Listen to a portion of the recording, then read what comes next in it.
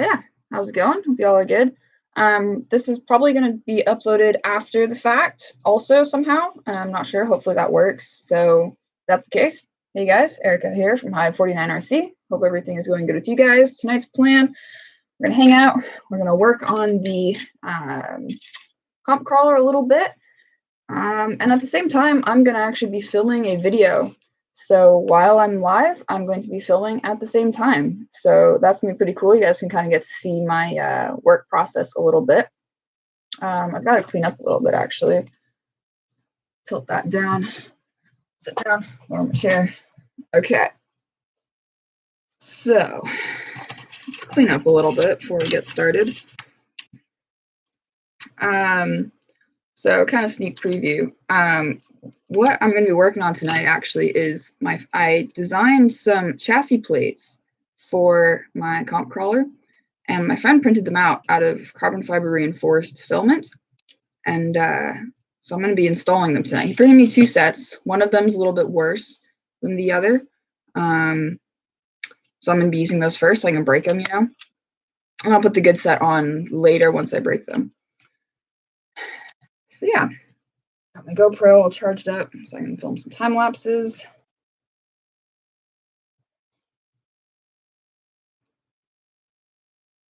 All right.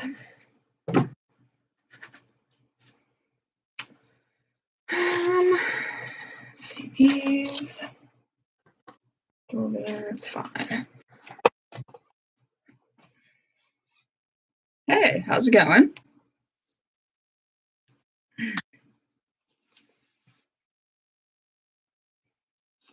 This.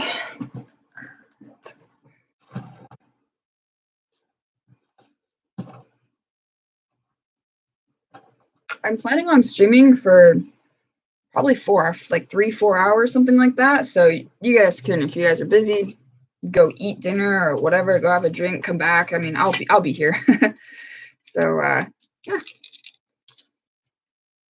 See how long the video takes me to make. Might take me an hour or 2, might take me 4. We'll kind of see how that goes. Yeah.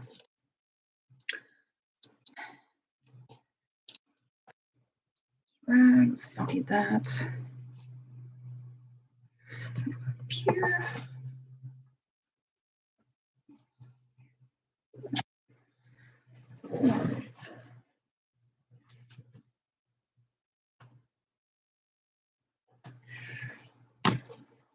If you guys aren't following me on Instagram, make sure you go do that. Hive49_RC. I picked up these 2.2 HB Rover tires from my local hobby shop. They're used, got them on the consignment rack, $50 for all 4. 2 of them already have weights in them. So total steal, like absolute total steal. And I was actually going to go in there and buy Rover X's, and I came out with these for literally like $20 less. So like that was pretty cool. What am I working on? I'm going to install some 3D printed carbon fiber reinforced chassis plates on my comp crawler. At the same time, I'm going to be filming a video so you guys can see behind the scenes. Axial SCX-10 III. I haven't looked at it much, to be honest with you. Yeah, I'm gonna be honest. I haven't looked much at it. It's cool. Yeah, I'm trying to think of the things that I've seen of it. Yeah, honestly, I didn't. From when I looked at it before, I was like, it's basically just kind of like a slightly fancier SCX-10 II. So I just kind of like pushed it under the rug, sort of thing, you know.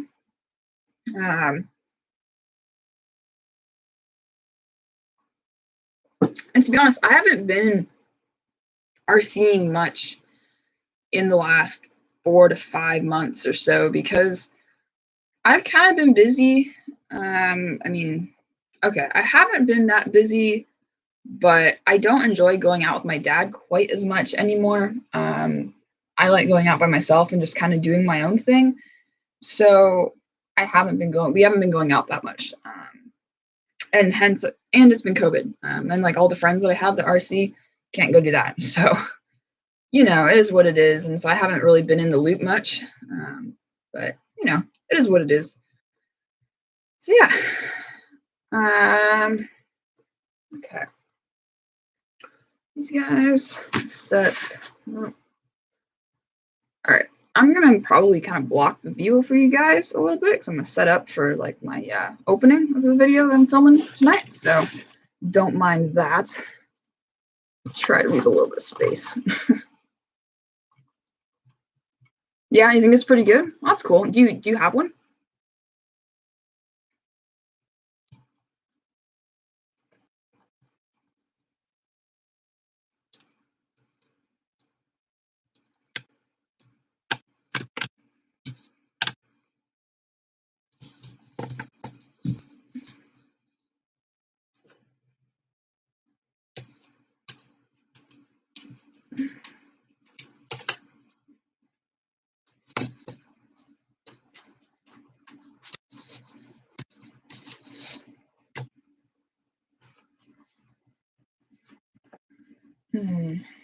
So the other day, I ordered some set screws for doing links because I'm going to kind of redo the geometry on this thing. And of course, I ordered them at like 10 at night, right? So I ordered 4mm set screws instead of 3mm set screws. So late night RC purchase problems right there. Was not happy when I found that out a few days later. You like the suspension's flimsy? Yeah, I mean, I would expect it. I would expect it, honestly.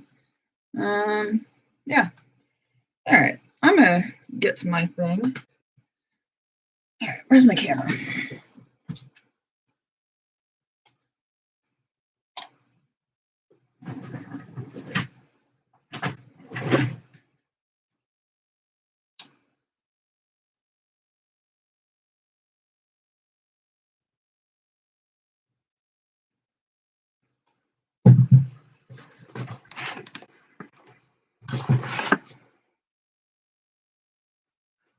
Okay.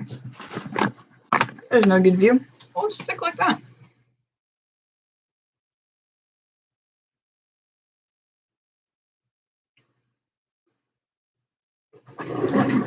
I'll go like this. I'll go like this. How's that?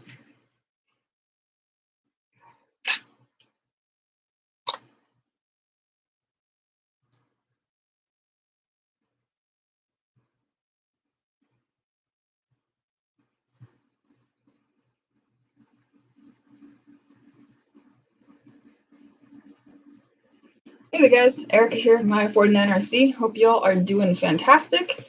I have a live audience tonight. I am currently live streaming the production of this video, which is pretty cool. So what are we going to do today? My plan is I'm going to install these 3D printed carbon fiber reinforced chassis plates that I designed for my comp crawler. Yeah, that's actually pretty cool. So I modeled these in Fusion 360, and I have a friend that has a printer, and he printed these out for me. I've got 2 sets. I've got a crappy set and a slightly nicer set. So I'm going to save the nice ones for later so I know how these break and where they break, and then maybe I can reinforce them if need be.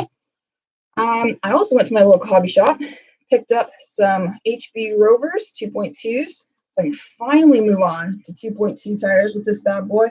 I'm sick of having low axle clearance. It's really ticking me off. And got these 50 bucks. I went in there, was going to pick up a set of Rover X's, came out with Rovers, and they came with wheels, and 2 of them are already weighted, 50 bucks. So that's a $20 savings for me, so I was pretty happy. And then also, I did some anodizing. Now, let me tell you, this is the second time I've actually tried filming this video, because the anodizing, as always, kicked my butt.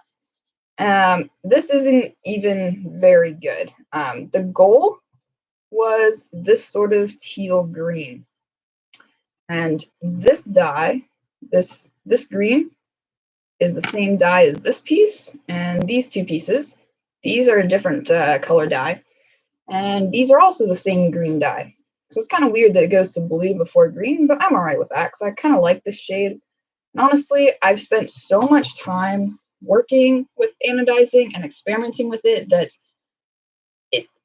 it kicks my butt every single time, I tell you. And it's so annoying. And honestly, I wouldn't really even call this a success, even though they're all blue, because I didn't feel like I had control over the situation and control over the reaction that was taking place. Um, so I wouldn't call it a success, but I'm just gonna roll with it because I'm lazy and I want to get this thing going. So first thing that I'm gonna do is, let's see,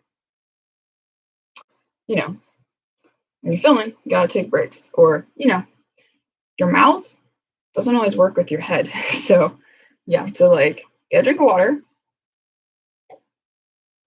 take a cutscene, and then you keep going. And then also, so I'm kind of overhauling this a little bit for the summer because I had people say that they wanted to see me do general part upgrades to my rigs. And some of the other things I'm going to be doing are redoing the rear upper links, getting them bent, kind of modifying the suspension geometries, partially due to the new chassis design. So that's going to be a thing. I'm also doing new bearings and new knuckle bushings. I've already taken the knuckle off and the axle shaft out. I've got bearings on the way. Already got my knuckle bushings, so that should be all cool. I'm gonna start a time lapse, I think, and pull these guys off their rigging. Get this guy stripped down to bare bones, and start putting the chassis together. Actually, no, we're gonna put the chassis together first with these. Then we'll strip this guy down and put the new chassis on. How's that sound?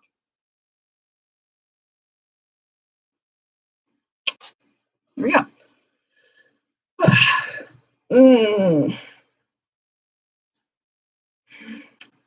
All right. How am I? All right. Took a nap, had my dinner, so I'm pretty good. I'll be good to go for the rest of the night.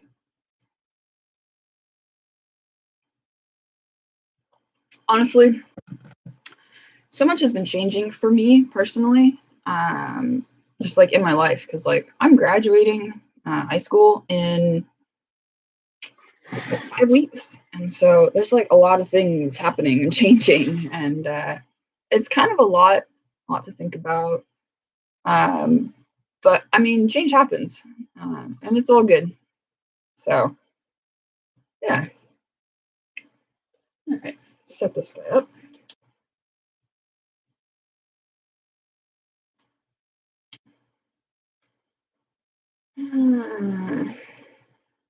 Okay. I don't care.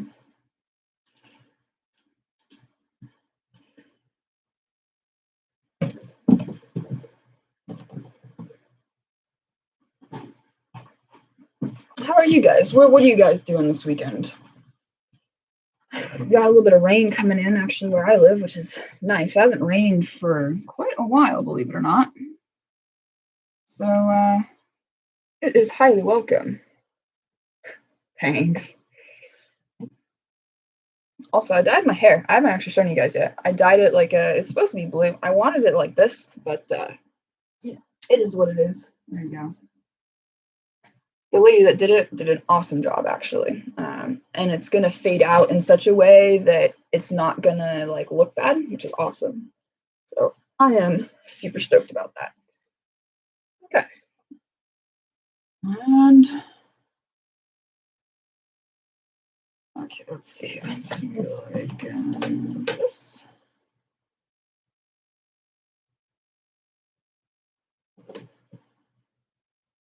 Yeah, looks good. Oh, Monday morning there, right? Nice, nice. Sounds like fun. You must live across the pond then. I actually, surprisingly, I actually have quite a few viewers from often Europe areas, which is kind of cool. I don't know where you are actually, but Australia. Hey, that's pretty cool. Yeah, got a couple. I want to say one in Norway or maybe Sweden.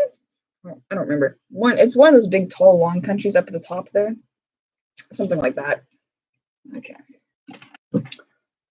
it's something like that. I think I've got a couple in Europe and one in Portugal, which is pretty cool.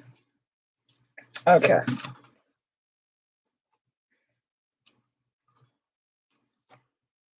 Oh my.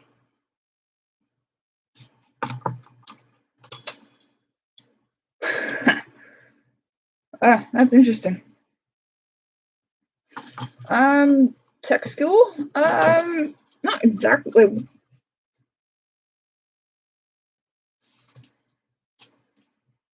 Oh gosh, that's my bad. Tech school. What do you mean by that? Like automotive school or like trade school or something? If you mean trade school, I'm not planning to go to college or trade school or anything like that straight off the bat. But I have been interning at an auto repair shop, and so I've been getting a lot of experience there. So I'm probably going to end up going to a technical institute and getting my automotive certification. So yeah, that's probably going to happen. I'm probably going to work for a couple years, about a year maybe, and then maybe next fall go to the technical institute that's nearby. So we'll kind of have to see what happens with that. I don't want to go to school. I'm just like, I'm not here for it, honestly. It's like, yeah, too much stress. I just don't want to. So where do I live? I live in California, in the good old United States.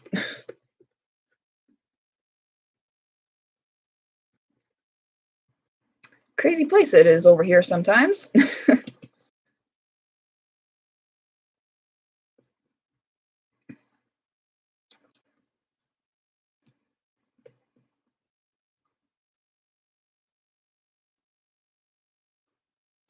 Yeah, California's pretty cool.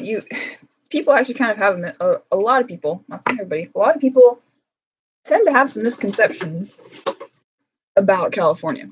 Some people, or at least people from the East Coast, like over in like New York, like people that come from New York here, they think that it's like the whole state is like LA. It's not. It's kind of funny because like California is so diverse. Like you come here and you've got like you can go down to the deserts in SoCal, and that's pretty cool. I've been down there a couple times.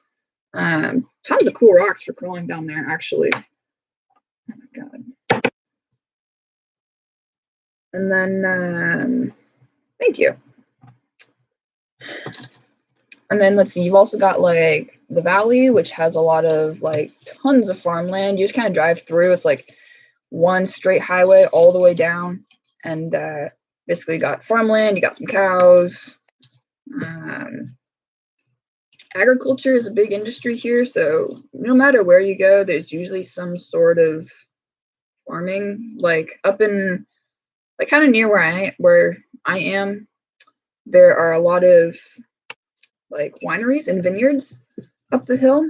So that's a thing. We have tons of mountains. Like you can literally drive across California in a day and be in desert, by the ocean, and in snowy mountains or in redwood forests. Like you kind of have everything, which is why I like it. But it's definitely a cool place to come. And if you do come, I wouldn't recommend staying in like a big city. I'd recommend like finding some other little small town to stay in and then going from there. Because especially something like where you could get to the mountains easily, because the mountains are so beautiful here.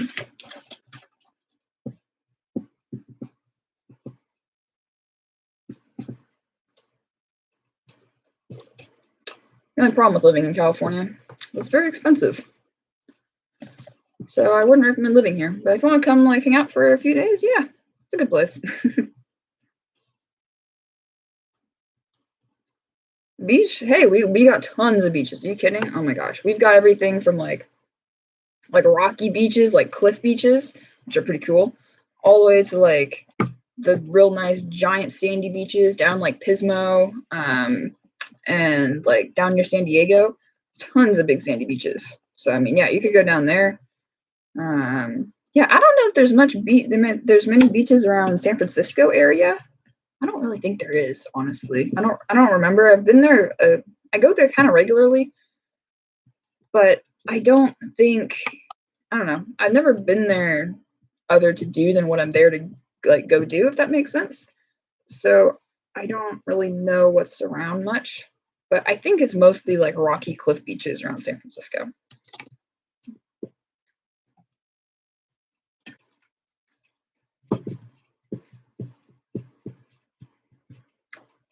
All right, here's a question for y'all. What do you guys think of the Axial Rift? That new like rock buggy they came out with recently. What are your thoughts on that?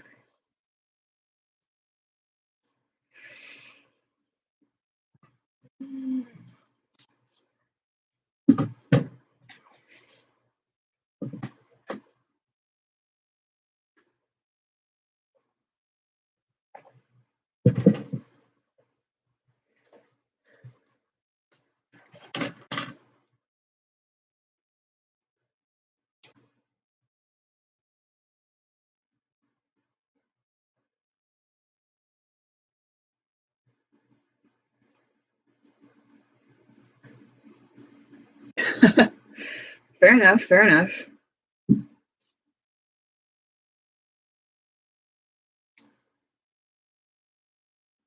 You haven't seen it yet? All right, fair enough.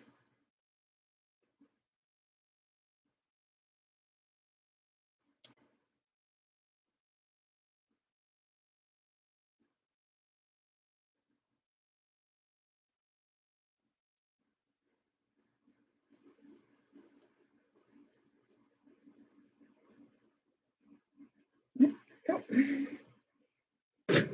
Okay. Right there. And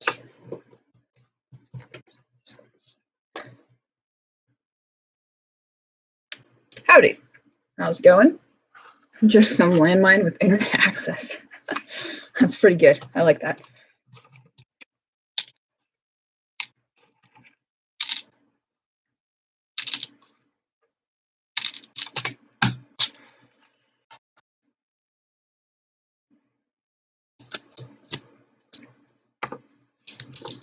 Oh wait, these aren't those.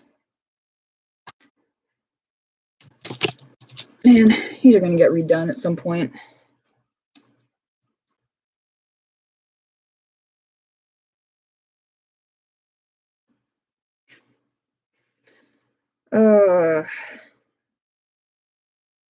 Man, anodizing just kicks you in the butt all the time. Well, me especially. Man, what am I building? Well, a friend of mine printed out some 3D or like 3D printed some carbon fiber reinforced chassis plates that I designed for me, and I'm going to be putting them on my pump crawler tonight.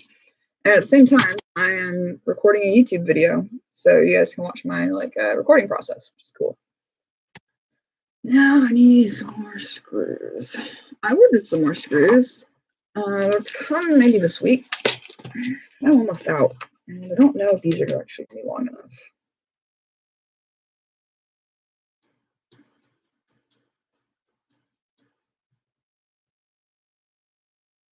FJ40 Land Cruiser from scratch? That's cool. That actually might work. Okay, wow.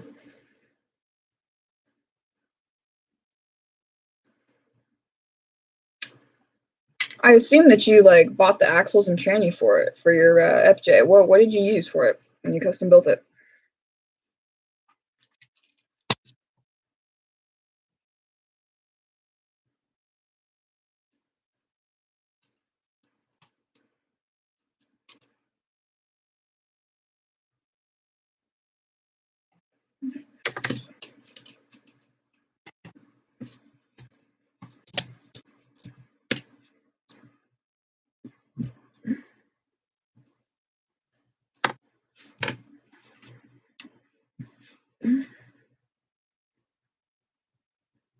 Oh dang. Okay. That's cool. So you built your own diff housings.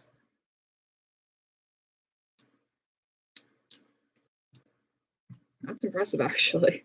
Yeah, I gotta give that to you. That's impressive. Man, I've got a project coming up that ideally I think I would build my own diff housing for it.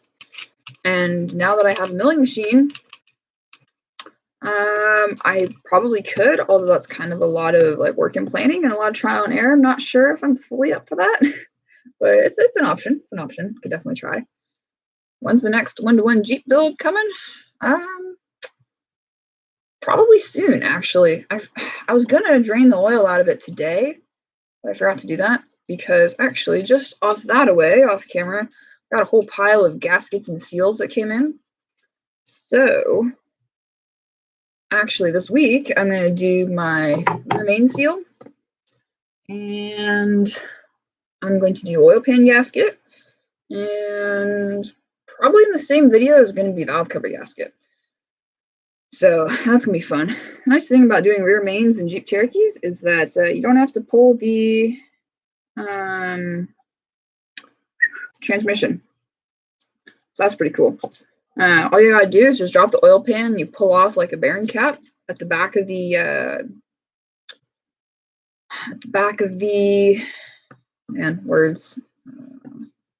crankshaft, and you just drop it out. Like it's a two-part seal, so it goes around the top of the crankshaft, and so it's like the top part curves over and the bottom part goes around the bottom.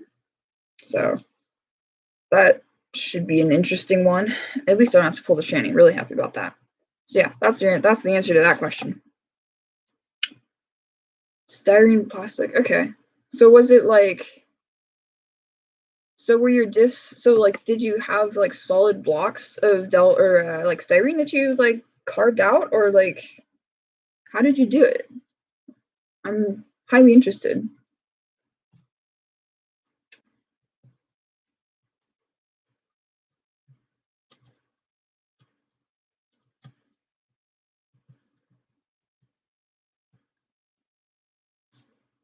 I hope that's not acid.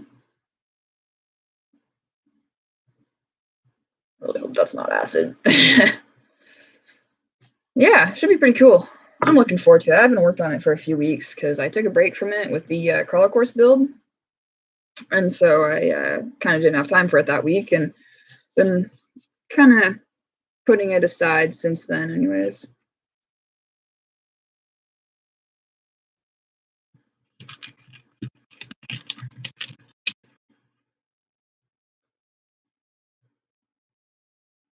All right, talk to you later. Sleep well.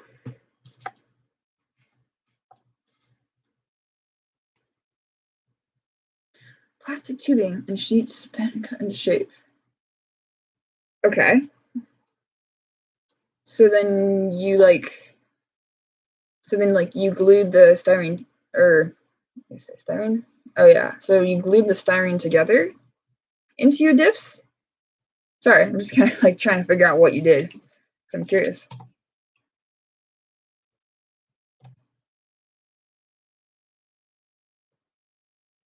Thank you. I agree, honestly. Not too many of them out there. I'm one of the few.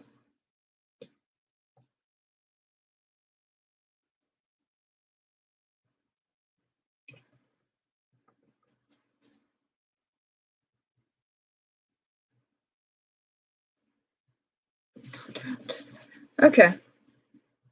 All right. I think I kind of see where you're going. Yeah. That's cool, though.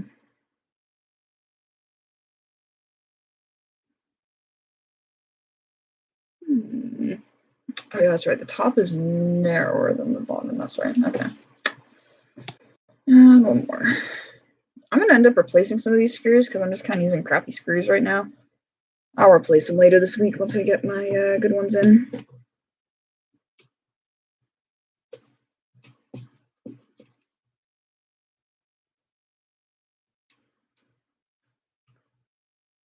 I brought my 2-mil drive slash to the beach.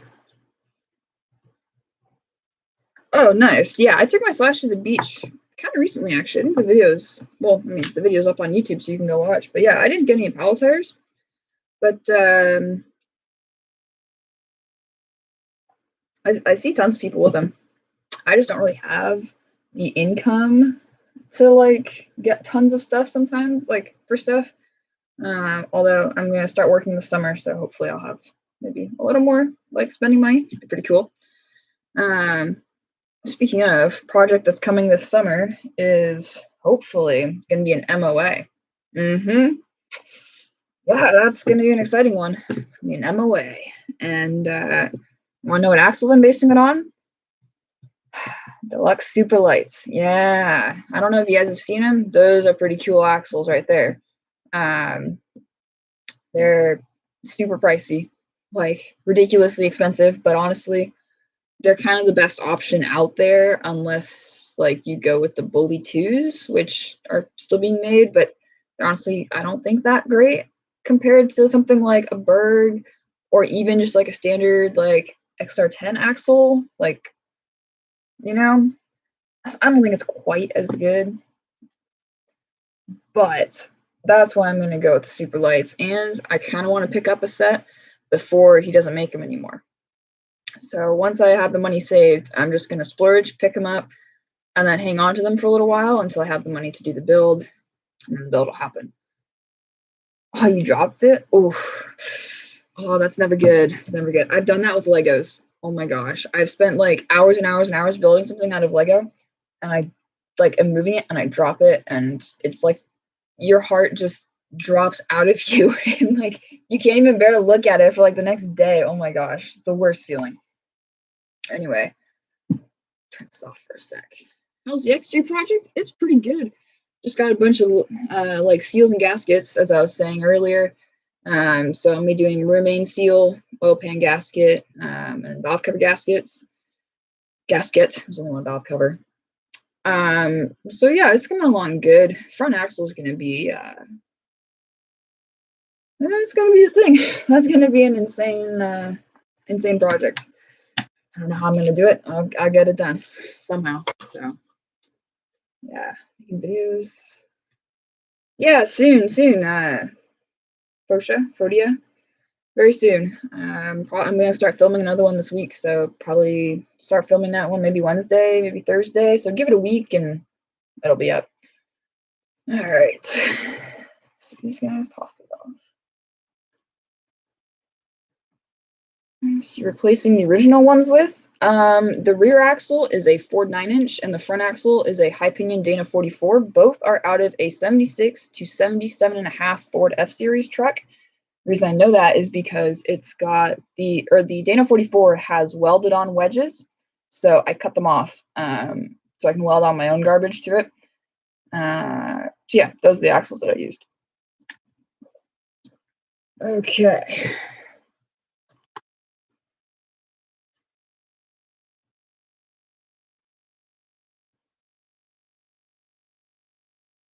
For some reason, this doesn't look straight and true. Oh, well, it's not because it can skew. Okay. Pretty cool. Pretty cool. I like that.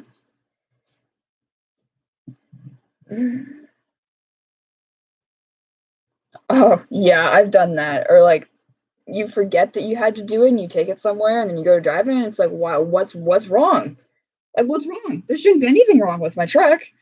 Then yeah, slipper clutch. I pretty much always lock down my slipper clutches all the way. Personal preference. Some people don't. I don't know. You know the drill. Okay, where did we? Oh, here it is.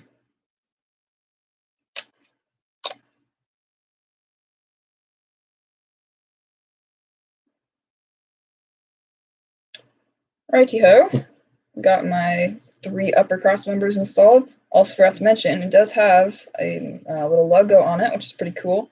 I designed that into the chassis when I designed it. Yeah, so at this point, let's start tearing into this thing.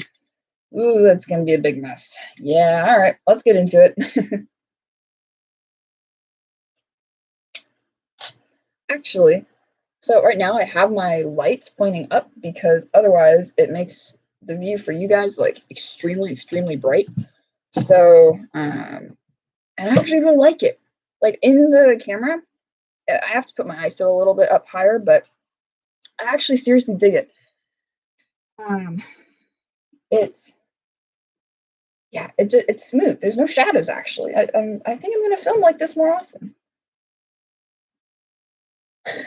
Yeah, so if you weren't here for, I'm actually filming a video at the same time. It's not the live stream, but I'm like filming a whole nother, like, you guys get to watch me film essentially, so that's pretty cool.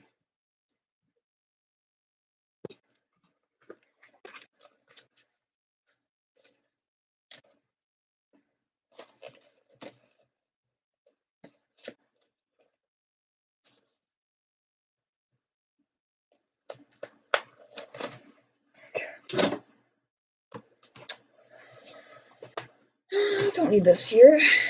Oh, where's this go? Oh my god. Got so much stuff in here, are you kidding me? Oh my god.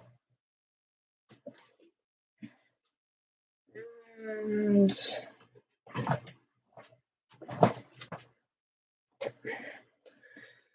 now for this thing. I've had this box for so long for holding up this truck, like, it's ridiculous. Yeah, you can see it's got like wear marks and stuff on it. It's kind of funny. It actually works great. So whatever works. You know what? Oh, well, should I just make a pile of crap?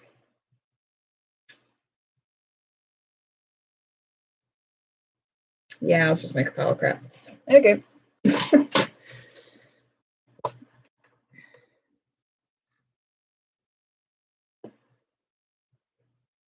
Thank you. Yeah, it's more of it's a sporty comp rig. Got 4-wheel steering and stuff. I kind of you could say I designed it as a sporty. And I've had it for quite a while, believe it or not. Actually, the build video for this truck. See, have a good night. Sleep well. The build video for this is actually still on YouTube. And I rebuilt this from like some janky thing that I put together when I was like, I don't know, probably 12. Into this, and it's still up. You can go watch it. It's not very good, obviously, but you know, one of my really old series. I actually went back and watched one of the videos. I was like, whew, I'm glad that my video quality has improved quite a bit.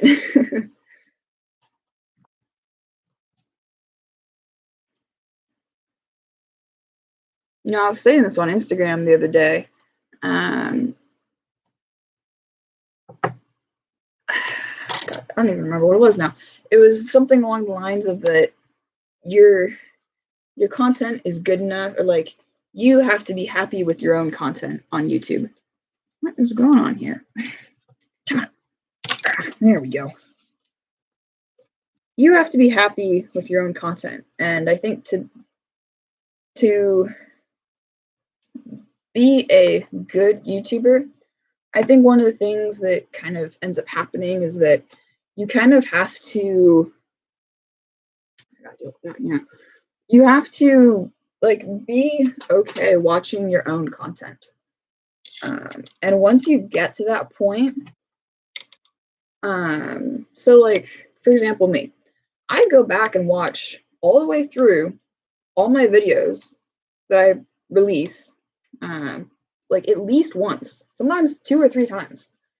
And it's partially me looking for what I can do better, but a lot of it's just because I like watching. I mainly like watching time lapses, so like that's kind of like candy because I do a lot of those, especially for stuff like this. Oh, did I start this? Oh, nope, I didn't. Okay, let's start that. See, look at me forgetting things. Yeah, so I go back and watch, and mainly time lapses because I like those. It's kind of fun to see me watch, or like to watch myself work. Like when you can be okay with the content you're producing and like not feel like it's bad or like hate the way your voice sounds in it or anything like that. It becomes more fun. I don't, you kind of just reach this point and it's nice. Because it's like you can then stop thinking about, oh gosh, how bad is this video going to be, and start thinking about what's going in the video, like how much do people want to see and stuff like that. I mean, you're always kind of thinking about that, but you can put a little more focus on it than thinking about how many times you saying how long are you stopping between things you say. That's something that I had to work on for a long time, was my like pausing between things I say with and lots of dead words, like that. And it's gotten better. This is a more casual atmosphere, so I'm not pushing it. But like, if you'll notice, like when I'm filming tonight, I'm pretty straightforward. At least I like to think I am. Whether or not I really am or not, I'm not sure. But it's a lot of learning that comes with being a YouTuber, and I've been doing this for it's been like 4.5 years. Can you believe it? 4.5 years on YouTube. I have like over 250 videos. Yeah, pretty insane. Oh, hey, Iowa, huh? Nice. Transmission broke right after we left, and I had to sacrifice my dad's transmission for mine. Got a whole new car. It's not a parts slash. Ooh. Yeah. When you end up with like parts rigs, that your rain box just kind of it's gotta start going. You got a whole thing just sitting right there. That's kind of where I'm at with my Yeti. Actually, some people probably don't even know that I had a Yeti, or have one for that matter. It's actually sitting on a box like under my bed back there. I don't think you can see it, but it's buried under there. It's been scraps and it's no good anymore, really. Those rigs really weren't that great of a platform to begin with. So many problems with them. They were so weak in so many places. Like, it shouldn't have been as advertised as fast of a vehicle as it is. But whenever I think about starting a new build, always come back to the Yeti. I'm like, do I want to tackle that? Do I want to turn that into something cool?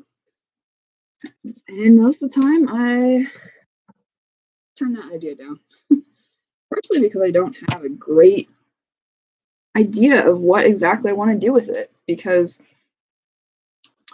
there's so many bad things about it that I'd have to come up with some way to make them either not bad things or just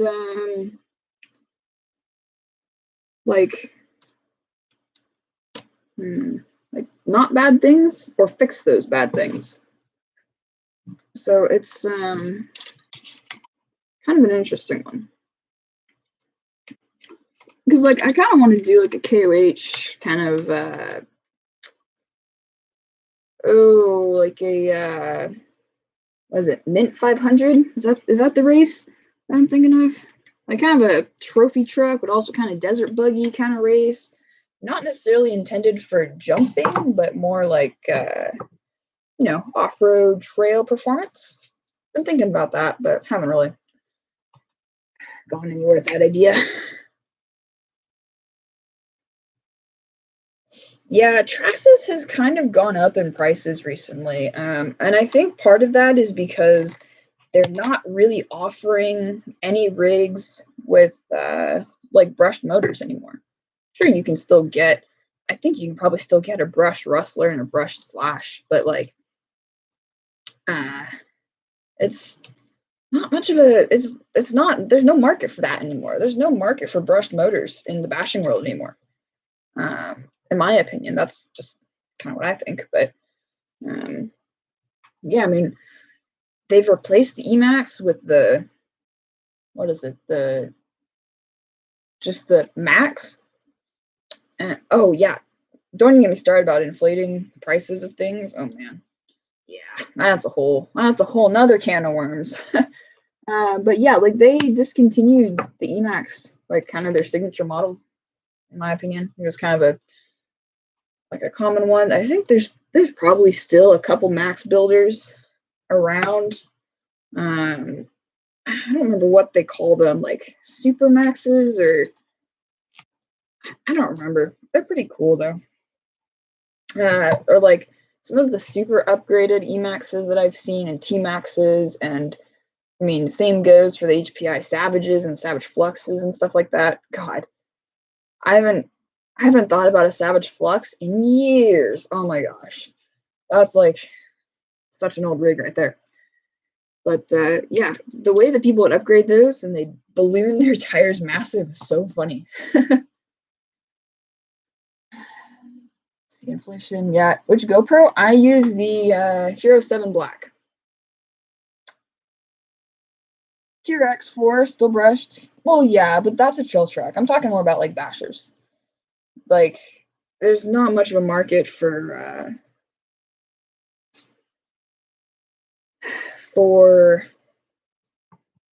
brushed bashing rigs anymore, because it's all gone to brushless, and you can get brushless stuff so cheap. So like at the same time that there's inflating material costs, there's also so much cheaper parts.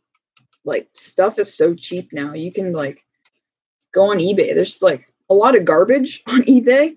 But like if you just need shock towers, and you can get a set of shock towers like $8 now, you know, like shock towers for an OG SCX10, I mean, dirt cheap. I mean, they don't really need to be anything fancy, and as long as you're not doing stupid stuff with it, if you're just trying to like kill flex a little bit, maybe put a cross member between the two, that's all. If you're just trying to kill flex, I mean, you don't need a $40 set of like shock hoops. So it's all there's both sides of it. There's inflating material costs, but there's also just better like accessibility to parts nowadays, and way more producers making them. Like, go on with this in a minute. Afraid open wheel rigs. Probably open wheel rigs. What do you mean? Like the way that open wheel rigs? You mean like Emaxes with like the backs being so open? Or like the wide like monster truck tires? Is that what you're talking about?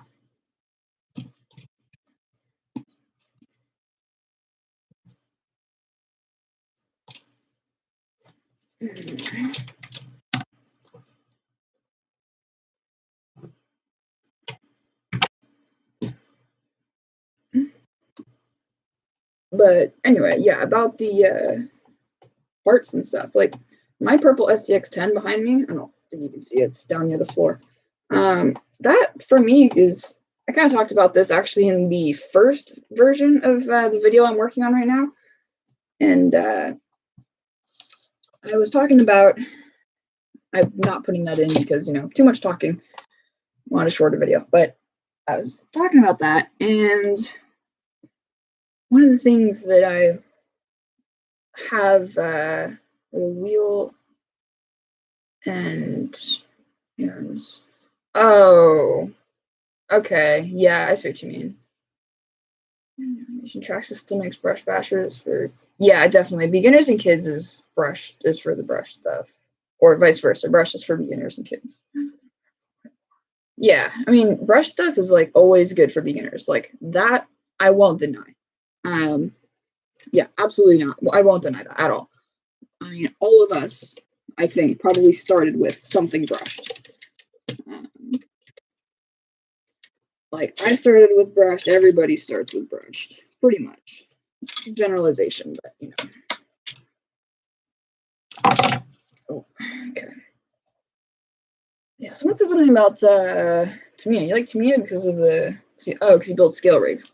Yeah, you know, I had a Tamiya Dual Hunter, also known as a Blackfoot, way back in the third grade is when I got that for Christmas. That was so freaking long ago. Like that was like 10 years ago. It's insane. And that was pretty cool. At the time, that was like 2011, 2012, maybe.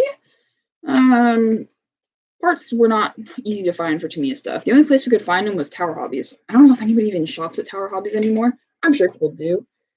That is also an old name. So yeah, you know. The brushless start breaking, yeah. Yeah, as soon as you go to brushless though, I mean, you break a lot of stuff, especially on the rigs that are brushed. Oh, this isn't good. Okay. I had that screw stripped. Yeah, I mean, it's kind of a given. You're always gonna break stuff with brushless. Okay, great. Purple SCX10 philosophy, right? I've got this thing about I like having certain trucks representative of certain time periods, and my thing is like that SCX10, the purple SCX10. It's got the cancer ribbon on top. That to me is representative of a time period where that's funny. Oh, got chassis now.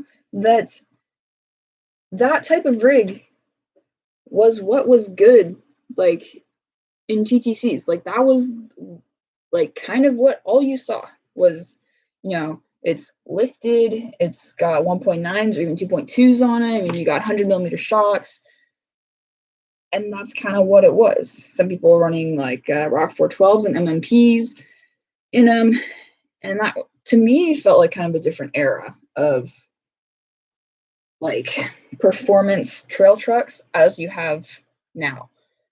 A performance trail truck now to me is like an SCX-10-2, a TRX-4. It's low to the ground in some, like it's kind of got like a softer suspension, a more scale suspension. And I think the average trail truck world now, like what people would call a trail truck, isn't, I don't think, what it used to be. Again, these are my opinions. You know, but if you guys watched RC Sparks back in the day, like way back in the day, like I'm talking Crawler Ted's Garage, like TTC 2014. I'm talking Crawler Ted's Garage and Rude Boys RC. I assume they're probably still around, Rude Boys. I don't know. Hello.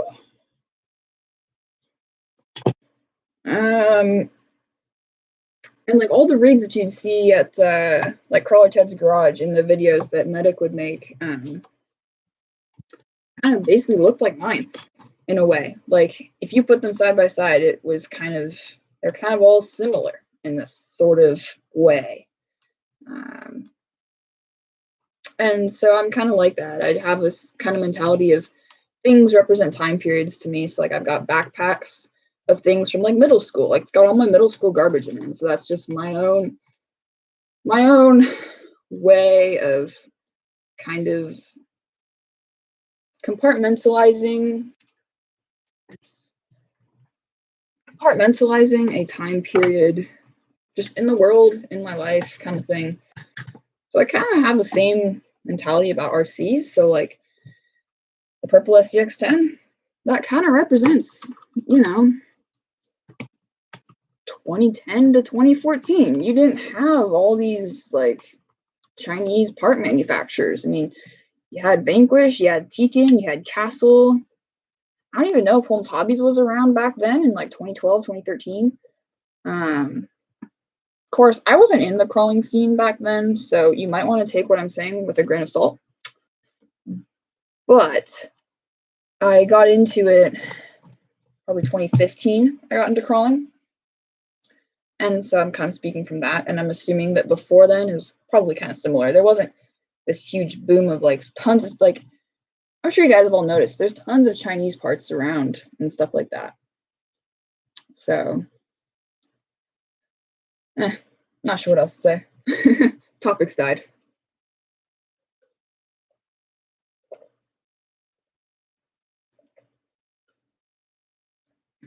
Yeah, 2009 to 2010 TTCs.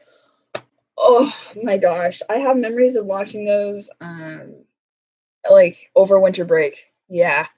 My favorite was like 2012. Or no, maybe that was the year he didn't do it. Maybe that was 20. I don't remember. Yeah, they're freaking awesome. TTC videos were super cool. I know RC Sparks retiring. It's, give that a pause. It's a bummer. He's the biggest RC YouTuber, and like only RC YouTuber. It's sad, the kind of drama, the kind of situations that can come up between YouTubers. And I have noticed it not just in the RC hobby, but in other realms as well. In Lego YouTubing, I've noticed it, or I've heard about it in, I've recently been getting into Pokemon, like the Pokemon card game, and in that universe, there's been a lot of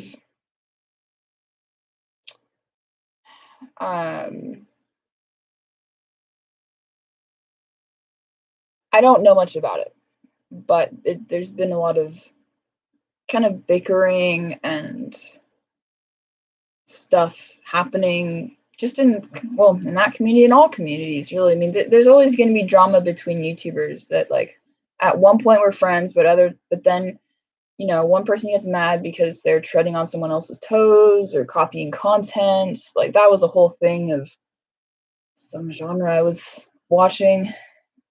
Oh, in Minecraft YouTubing, I used to watch a ton of Minecraft YouTube videos when I was younger, and like that sort of thing happens there. I mean, it's sad that some people can have that mentality, and a lot of times the people who get shut down by it are the truly honest and good people. Like DJ Medic. I don't know anything about the situation. From my point of view right now, I think that he's super chill, honest, nice guy. And same goes for a lot of other people, and stuff. So it's like the people that get shut down are sometimes the nice ones, the people that aren't actually copying content or creating drama. It's kind of sad, but you know, that is what it is. First RC was a mad truck. The only place you get parts from was Australia. Nice. Futaba FX10. Oh, really? Oh my gosh, a dog park? Oh, that sucks. But Futaba? Really? Okay, I'm looking that up. Where's my phone? Where's my phone run off to? Here it is. Futaba FX10. Never even heard of such a thing. Let's see. I didn't know Futaba used to make RCs. What? No, go away. Nope, that's camera. Childish games. Yeah. It's people who get stuck up in their egos and are, yeah, they just get stuck up in their egos. That's all it is. Tada FX10.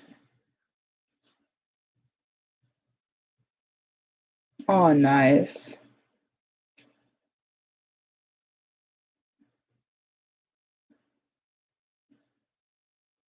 Oh, sick.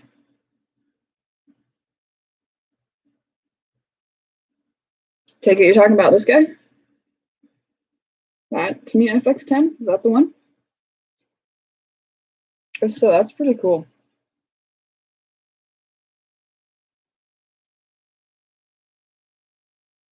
Oh, nice. You got a gold pan RC10? That's sick. Nice. Kind of funny. I've been learning, figuring out, researching a little bit. I'm aware of the RC10 and what that is because I want to collect like mod racing motors just because I think they're cool and I enjoy doing the service on them, like turning comms, replacing brushes, and they just kind of look cool. Like all those old can arts, like for motors and stuff, they just look super, super cool. And so I've been like, I've read about the RC10 and like looked into that, and that's, you know, Used to be what people raced, you know? It's a thing. Noob here. What makes a crawler motor and ESC different from an SCT motor and ESC? Now, the trans and axles are geared differently, axles, locks, etc. But are there major differences? Okay. Crawler motor and ESC different from SCT motor. So, difference between a crawler motor versus an SCT motor.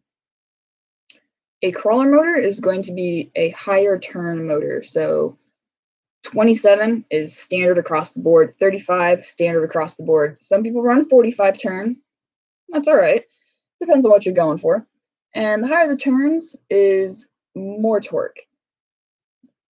That's a general rule. It's more complicated than that. I don't quite understand it fully. There's tons of threads on RC Crawler about motors and how they work, and his name is John from Holmes Hobbies, has made tons of posts about torque and turns and stuff like that. So, I mean, you can go and look on there for that. But in general, an SCT motor is going to be like 12 to 15, sometimes like 12 to 20-ish turns. And then crawler motors will be, you know, like 27 and up, depending on what you're doing. ESCs,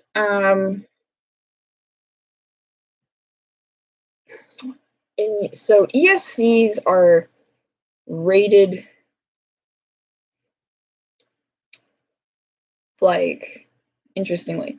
So the lower the turns, the more current the motor pulls. So the ESC has to be rated higher. So some ESCs will be like a 13 turn limit. So if you run a 12 turn motor on that 13 turn ESC, it won't work. Or like it will work, but it's not good for it because you're trying to pull too much current. You'll overheat it. And so crawler ESCs are going to be not necessarily rated for the lower turn, higher speed, higher amp draw motors. So 12, 10 turn, 8.5 turn, stuff like that. Those motors people only really use for racing. And the ESCs that you run with those are often higher currents, or they're designed to be run at higher currents and stuff like that. So, that's kind of the difference there. Just mainly power capacity is the difference, and also drag brake and programmability. Like if you get a racing ESC, if something that you can use like Castle Link with or Tekin Hotwire. I don't even know if Tekin still has Hotwire. They probably still do. You can program all of your features and stuff on it. Whereas a crawl ESC, like a Hobby Wing, I don't remember what I have in my purple crawler. You basically have two little jumpers that set two parameters, and that's drag brake and LiPo. So 2S. No, LiPo versus nickel metal hydride. So you can set it to have LiPo cutoff or not. Did that answer your question? I hope that kind of did. Also, SCT ESCs are generally more expensive and more fully featured than a crawler ESC, and you don't need all those features on a crawler ESC. So something like a Hobby Wing 1080, you can get that for like $80, something like that. Perfectly viable. Awesome. I'm glad that helps you out. Thanks. I like it too. Here's pretty cool. Jang RC. You talking about? Yeah, I do. You know what's funny is he also runs a Lego YouTube channel called Jang Bricks, believe it or not. You know what? Someone posted in my Discord. They were asking about how to repair a Lexan body and like posted a video from Ultimate RC, and that I think is Jang's channel, which is really funny. I never knew he had two channels. The only reason that I figured it out was I recognized his voice and I recognized where he filmed because it was like the same white box, and I recognized his hands and the way his like voice was. It's kind of funny. So yeah. All right. I'm gonna be right back. I'm gonna go to the restroom and then keep working on this. What am I working on? I'm installing a 3D printed carbon fiber reinforced chassis that I designed myself to my comp crawler. All right, be back in a minute.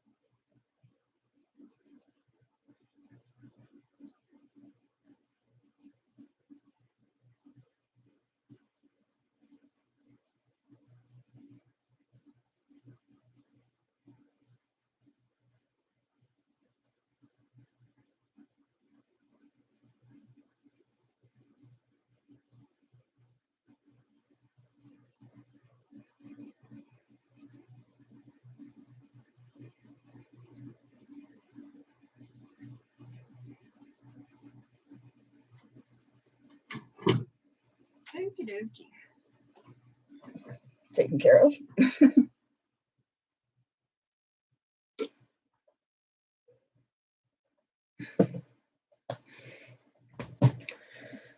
Okay.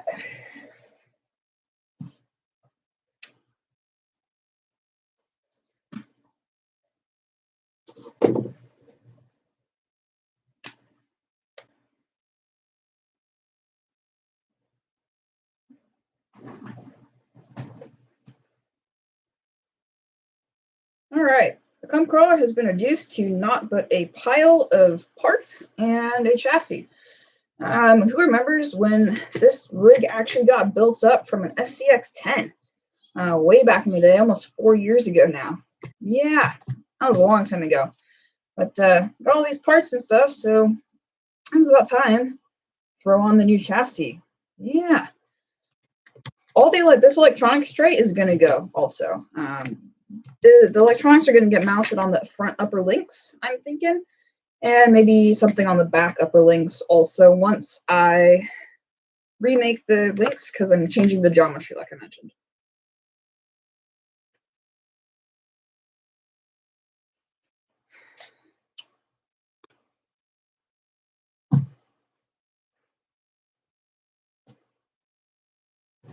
Would you still like my opinion on the Capra?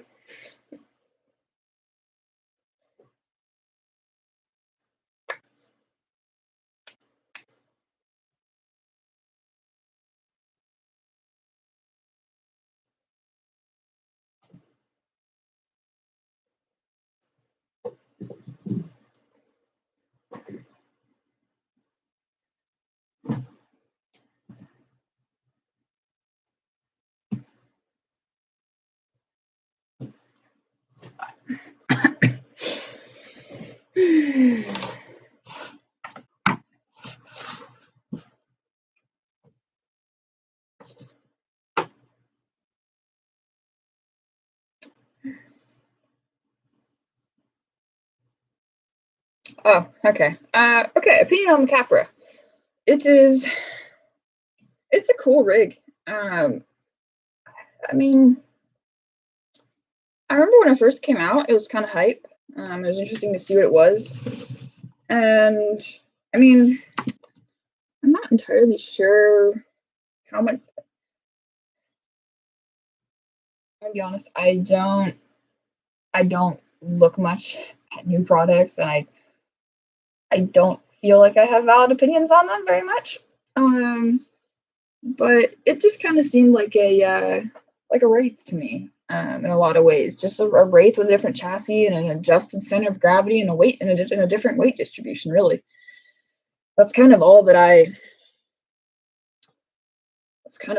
saw it as, was just a slightly different setup of a Wraith. Really, I don't really remember what else it had.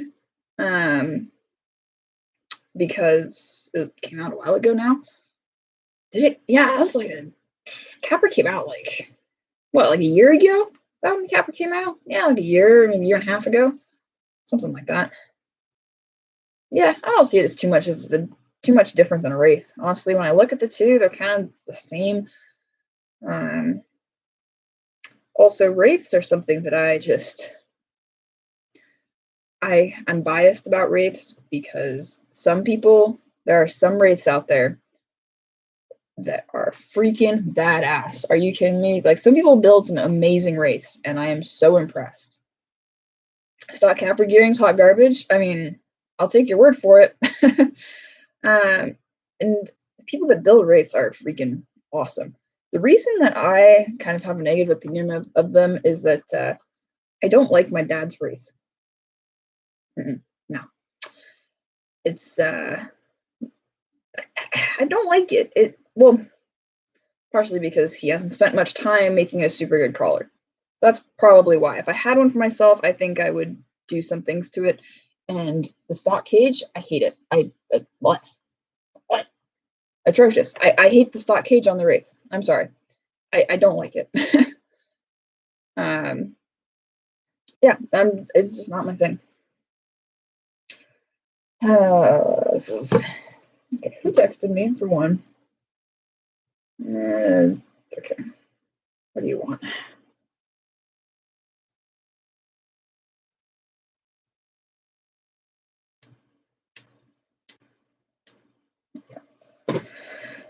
Let's. Such a mess. Such a mess. Oh my god. Yeah, that's right.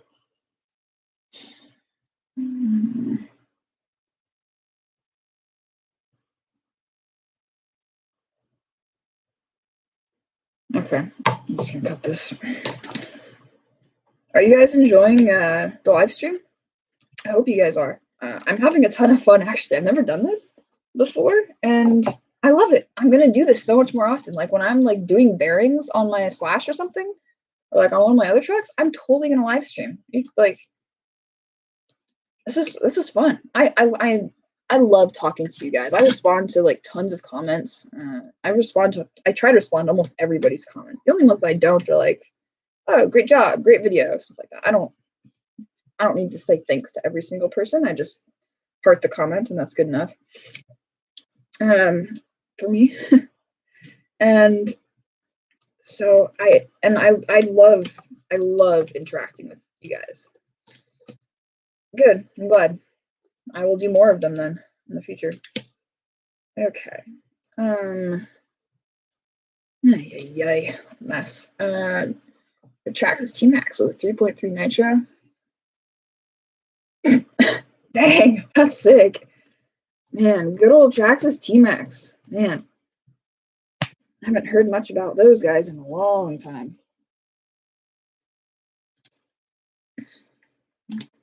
More of a basher the Capra is. Oh, sound like Yoda.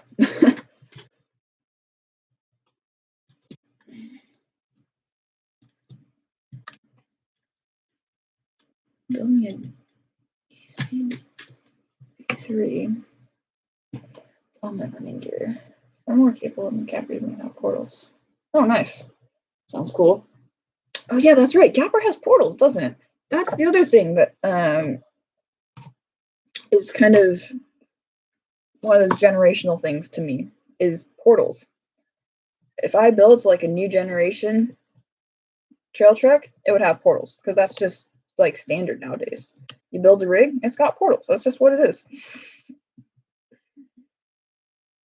Let's see. Did I measure? Was I able to measure this correctly?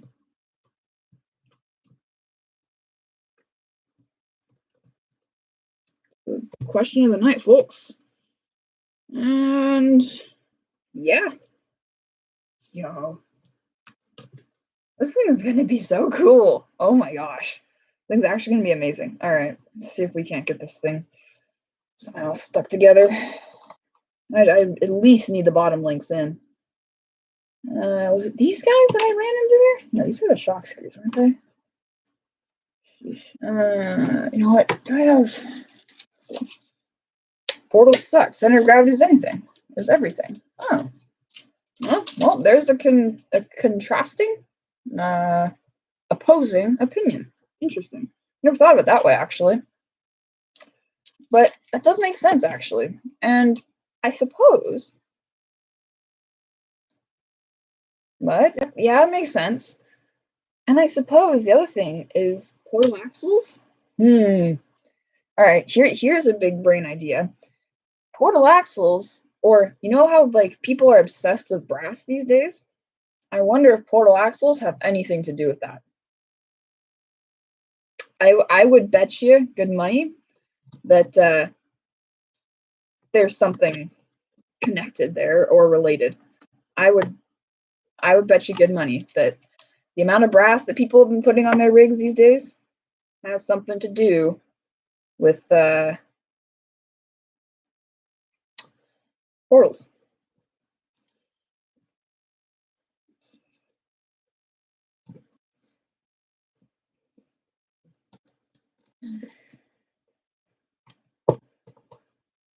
What am I stuck on? Hello.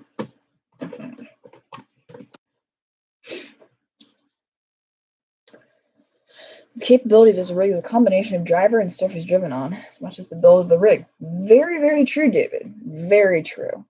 Like, so true. The terrain makes tons of difference. Terrain and tires. Your point about terrain, I think, is probably on the same level as tires. The tires you use and the way you run them, how you have them set up, makes worlds of difference when you're out crawling. And also, setting up your rig not based on what other people say. Like, don't listen to people that say, oh, the XYZ tire is the best tire because it grips great or whatever. Like the Proline Hyrax is the best tire. Well, maybe for them it is, for where they live, for their like conditions of crawling, but maybe for you it would suck. Like maybe all you have is like river rock and like super slick rock surfaces. Hyrax is not going to do well. I know that for a fact. I've owned Hyraxes for probably the better part of 2 years, and they don't really do well on river rock. So, you know, you've got to make considerations like that when you're setting up your rig. Definitely. I mean, driver too. You know, you see people sometimes go out to comps or whatever, or to events, and you see them getting mad because they can't get over something. But then, if you watch them, maybe they're not that good of a driver. Maybe they just need to practice more. That might be maybe a little bit judgmental. But if you don't look too close into it, you guys know what I'm saying. Let's get this guy. You know, something that I love about the Hot Racing AX10 chassis, which is the chassis that I have taken off, so it comes with bearings that go on the lower link screws. Allows you to roll over stuff that you're high centered on. It's really not very advantageous for crawling on like lots of rocks, but if you're crawling on really big, like kind of smooth rock formation types of surfaces, they really do work a charm sometimes.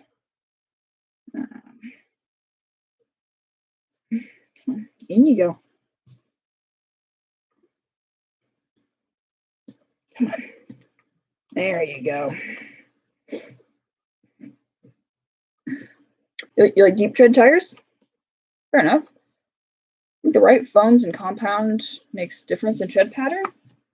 I'll give you that too. Yeah. I mean, I have never bought CI foams. I've never bought Crawler Innovations foams. I've never bought foams for any of my tires because I, for the longest time, never saw the point. I was like, why would I spend like another like $40, $50 on foams? That doesn't, like, why do I need them? And one of these days I'm gonna probably buy foams for these old tires and see how they work, like how much better they work. It's something that I just have never dove into, not dived. I've never dove into. So this was the ship screw, wasn't it? Yeah, throw that away. And compound too, yeah. I wouldn't say I've experimented with different compounds, but from tire to tire, from like these ruptures to Hyraxes to, this is like kind of the only tires I've run. Yeah, I haven't run that many tires.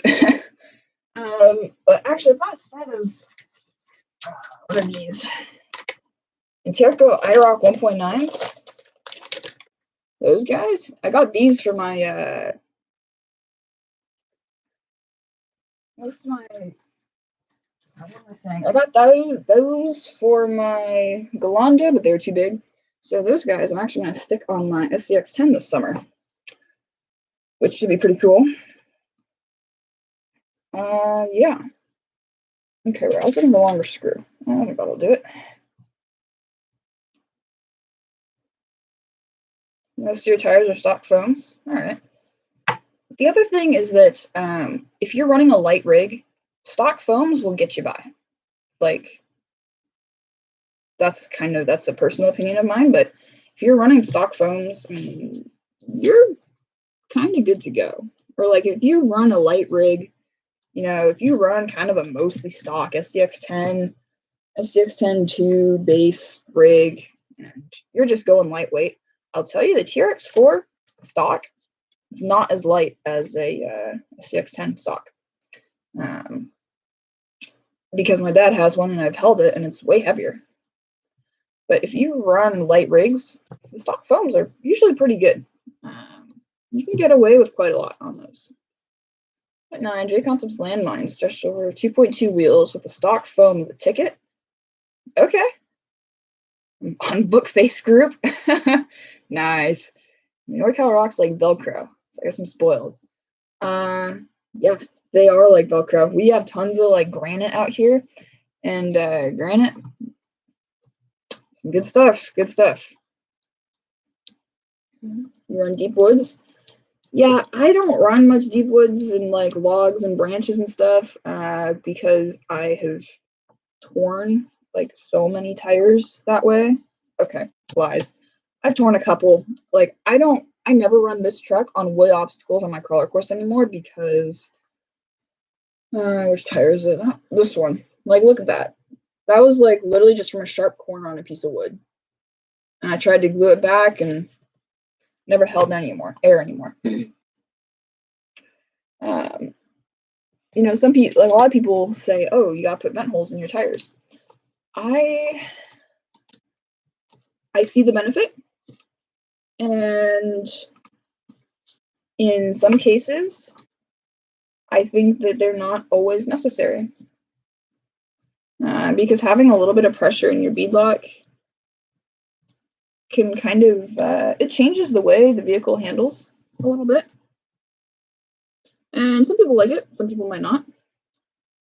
But yeah, like my J Concepts, I never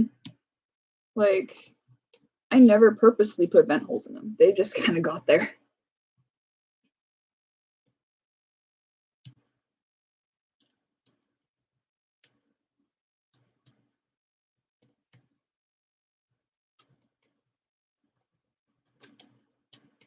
Don't bottom out.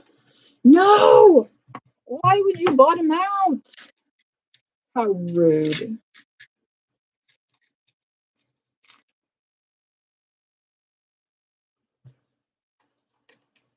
That's the screw I want. Okay, now I gotta do this again.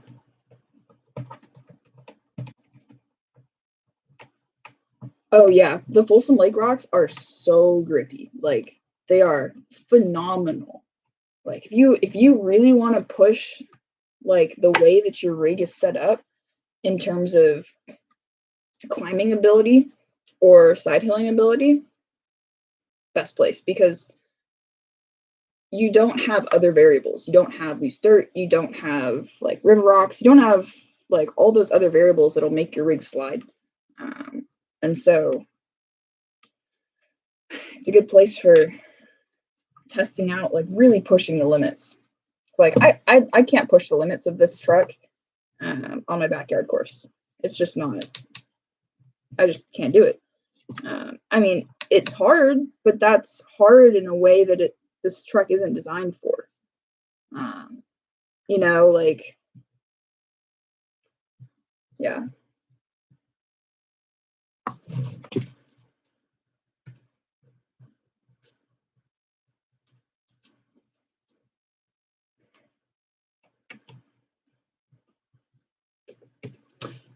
Okay.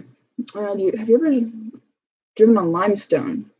It's difficult because it's so slick, but you wouldn't think it because it's almost like driving on. Okay. I have. You gonna bottom out too, or is it just? Oh, okay, sweet.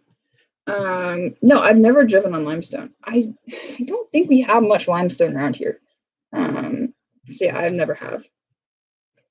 But like limestone is like kind of super slick, right? I mean, you said it's like driving on dusty rock, so I assume it's pretty slick. Oh, I did a good job designing this chassis. I just gotta say. Rainbow Bridge and Folsom Prison. It's pretty fun too. Way different rock. Between Rainbow Bridge and Folsom Prison. I think where that is. Oh, yeah. Okay, I know where that is. Really? It's different? I mean, kind of makes sense. I mean, that's kind of more like Natomas a little bit, though, isn't it? I think, kind of, a little bit. I don't know. But, yeah, like, I've driven on the damn road, and you can see it's, you can see it does look different. The rock does look different. I'll give you that. I've never gone and driven on that part, personally. Okay, let's turn this big mess around.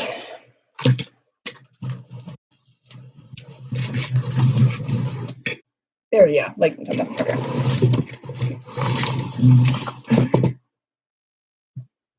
Oh, I already did this side? Oh, okay, I guess I already did one on the side.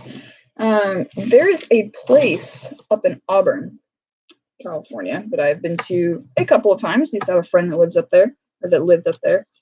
And it has a park up there. I don't know the name of it. It's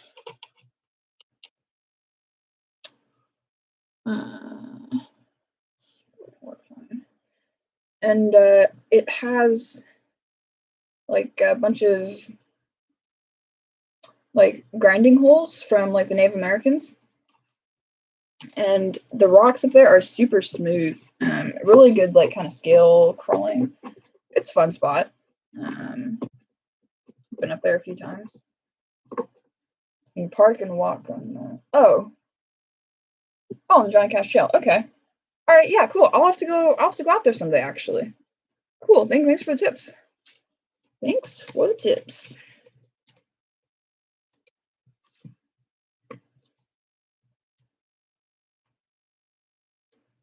Yeah, the one in Auburn with the disc golf course. That one. Yeah. Actually, funny. Funny to know where I'm talking about.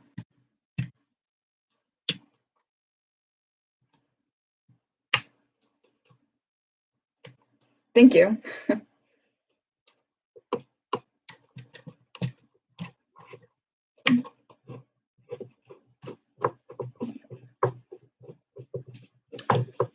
Suppose I maybe could have serviced the tranny while this was out, but oh well, no big deal.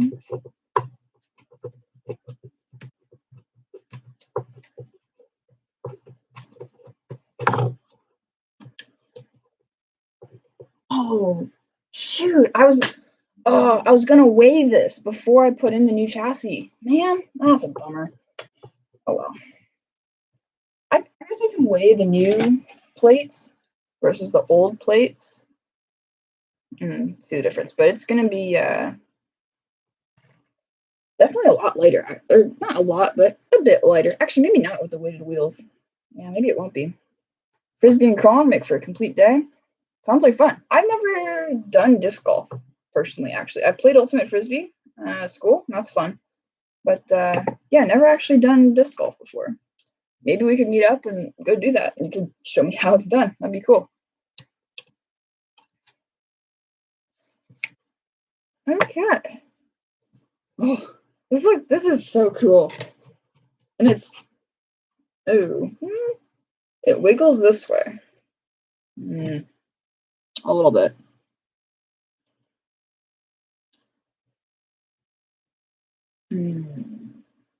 Looks like 2 of the holes aren't going to be usable on the front and rear link mounting spots because the drive shaft in the front is going to have some issues, I think, and the motor blocks off a little bit. So probably could have taken that into consideration, but I basically just copied this guy with some improvements. If I ever run a drill motor from a DeWalt drill or Drill Master Harbor Freight drill in your SCX-10? No, I have not, and not in my SCX-10. Although, let's see, done with this for right now. Yeah, done with that for right now. Although My dad put one in his Summit, and I think it's still in there. I never do anything with my dad's RCs except like his Emax once in a while, and I think his TRX4 has been in a couple videos, but he has a Summit also, like the OG Summit. Yeah, I know. I freaking love that vehicle. It's kind of a weird one. Doesn't really do either thing that's designed to do good, but it's just kind of cool in general. And but yeah, he's run that in there, and it's held up. It's actually super torquey, which is pretty cool.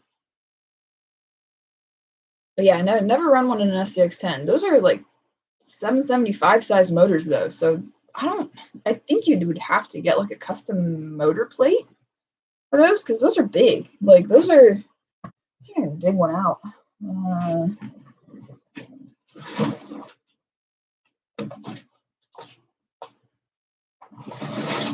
Like 775 versus 550.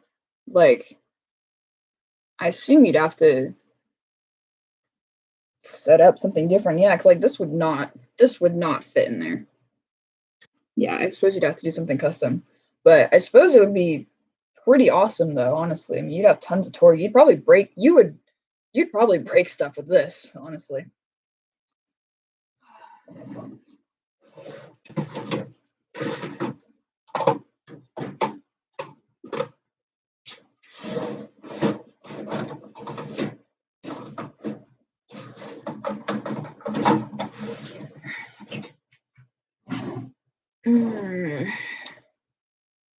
You've run a Milwaukee motor in your Slash? All right.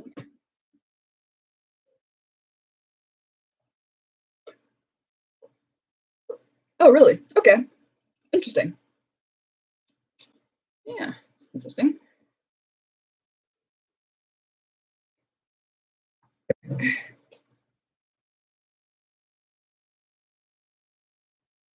I wonder why they are torquier. I mean, they're probably higher turn, but like, I wonder why they hold up longer.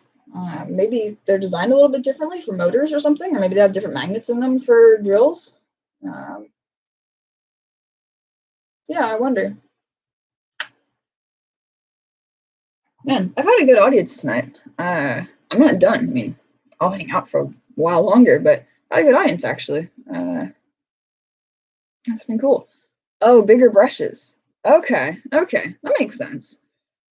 Yeah, you got bigger brushes, you get larger surface area on the comm to yeah. Well, yeah, like that person said, hold up more heat, and also they probably can transfer more current, I would assume. If they're larger, it's larger surface area of contact, so probably transfer more energy or like more current. So that makes sense. Yeah. Oh man.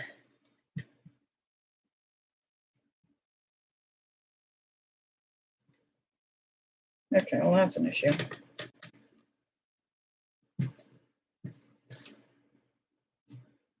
Oh man, I gotta say, I did a good job on this. Man, I'm chuffed to bits with this. Oh yeah.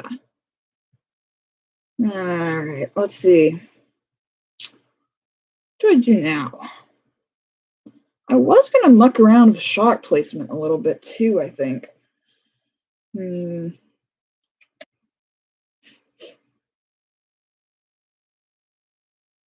don't remember what I was gonna do with it though.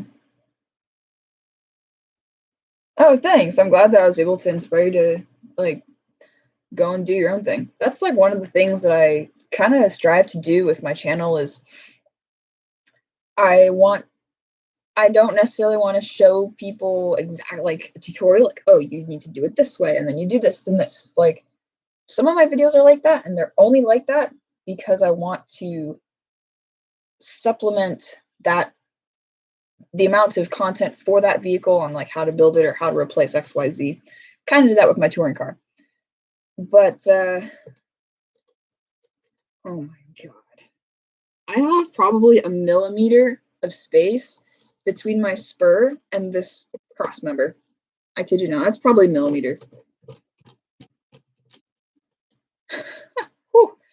But yeah, I try and like inspire people. That's kind of one of my goals is I show my builds and projects to get other people inspired to go do something awesome with their own rigs.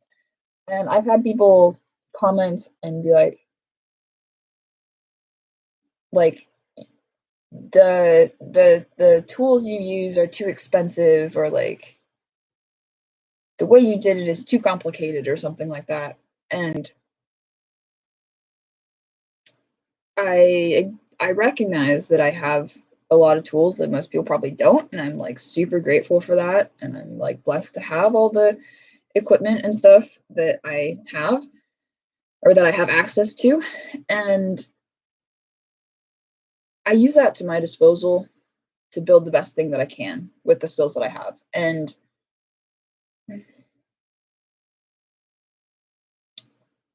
brain fart, where was I going with this? Where was I going?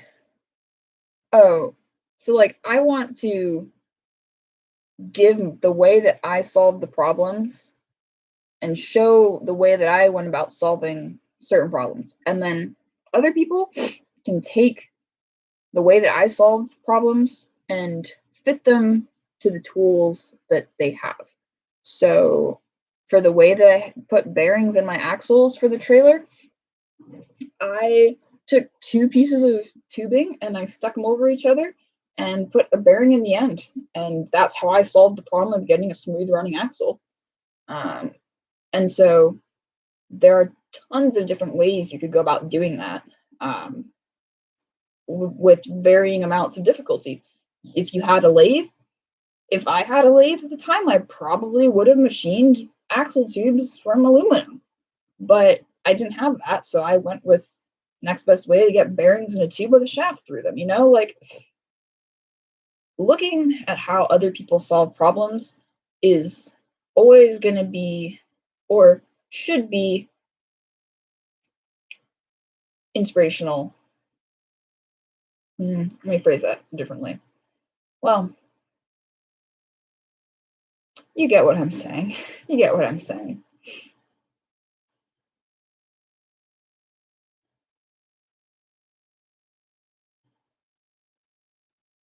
Yeah, there you go. Built your axle similar. Yeah, I mean, it was pretty, that's just kind of what I came up with as being simplest and most feasible. So, to each his own. To each his own, or her own. Well, okay. What should we do now? Looking at this, I'm thinking.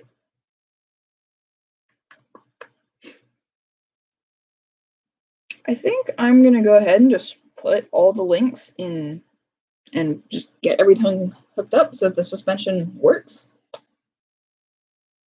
And then from there, in the next video about this track, I will do links and muck with the suspension geometry. That's what I'm going to do.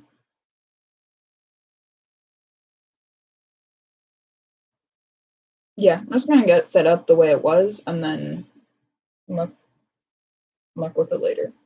What?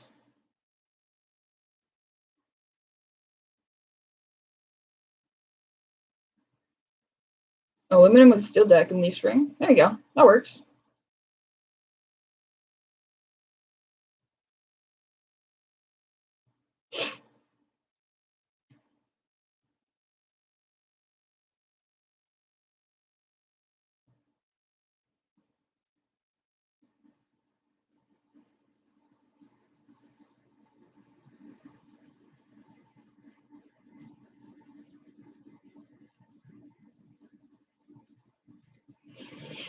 Okay.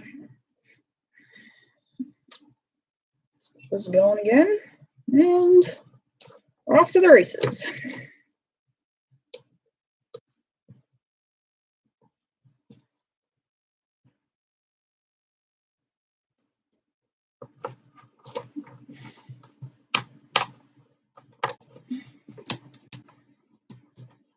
Too many things. Too many things.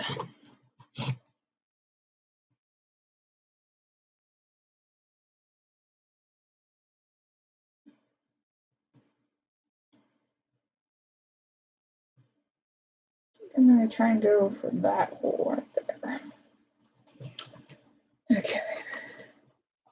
Let's run this in.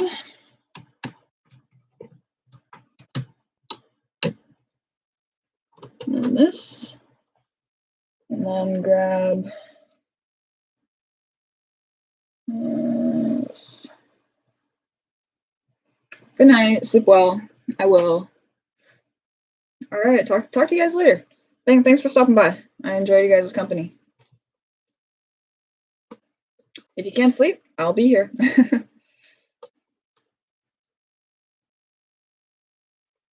Actually, that might be too long. Let's see. Oh, that might be a problem, actually.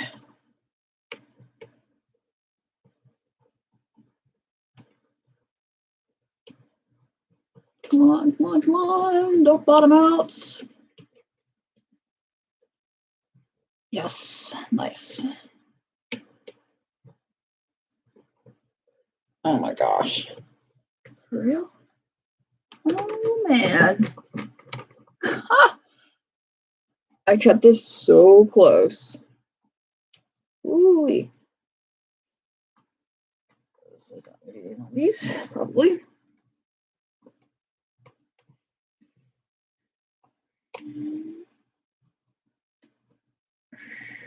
I'm so doing more live streams. This is so much fun. I love this. Here's the.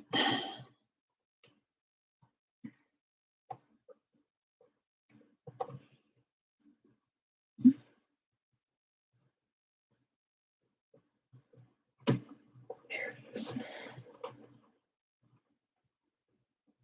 What got me into RC? Oh my gosh, great question. So back in second and third grade, you know, a lot of kids get like an RC car, like, you know, Target something or other, for Christmas or their birthday or whatever. And that's kind of what got me. That's what made me decide, oh, I want I like RC cars. That's kind of what made me say, oh, I like this. I was like 6, 7, 8, somewhere in that range. This is gonna be so cool. This is gonna be so cool. Oh, I'm so happy. Okay. And so kids have like show and tells in elementary school and stuff like that. And so like I took my RC car for show and tell. I was like, I am going to build an RC car someday. Or like I had this thing that like I wanted to build one. I knew in my mind that it was kind of an unrealistic dream. And I didn't, because, you know, you're young, you're naive, you don't know about pretty much anything in the world. You don't know that, like, super awesome, like, spidery rock buggies that are RC exist, you know? Hey, what's up, Kelly? And so, you know, kind of a childish dream, like, I'm going to build one of these someday, right? And then for Christmas in third grade, I got, oh, thanks. My dad got me a Traxxas, or not Traxxas, to me a dual hunter. And that's kind of what got me into the hobby. Was we built that kit, my dad and I together, and that was like so much fun. I have a lot of good memories of that. And so that's kind of how I got into it. And then from there, you know, because my dad bought the dual hunter from Tower Hobbies, we got Tower Hobbies magazines then. And, you know, that meant that I got to look through and see all of the super awesome RC cars. And, you know, when you're a kid, you're like, oh my gosh, it goes 45 miles an hour. Ah, that's so cool. I want it. And that's what I did. And I fell in love with the Traxxas Gravedigger. It was based off of a Stampede 2-wheel drive platform. And I saved up, I think it was $250 at the time. Yeah, $250 for a Stampede 2-wheel drive. Oh my gosh. And I bought it with my own money, with allowance. Like I was getting like a few dollars a week of allowance, and I bought it. And from there, I was hooked, and I loved that rig. And then after that, the links on the truck made out of custom Delrin? No, they are actually aluminum. They're custom aluminum links. Not these top ones. These are like from something else, but the bottom ones are custom, and the behind the axle steering links are also custom.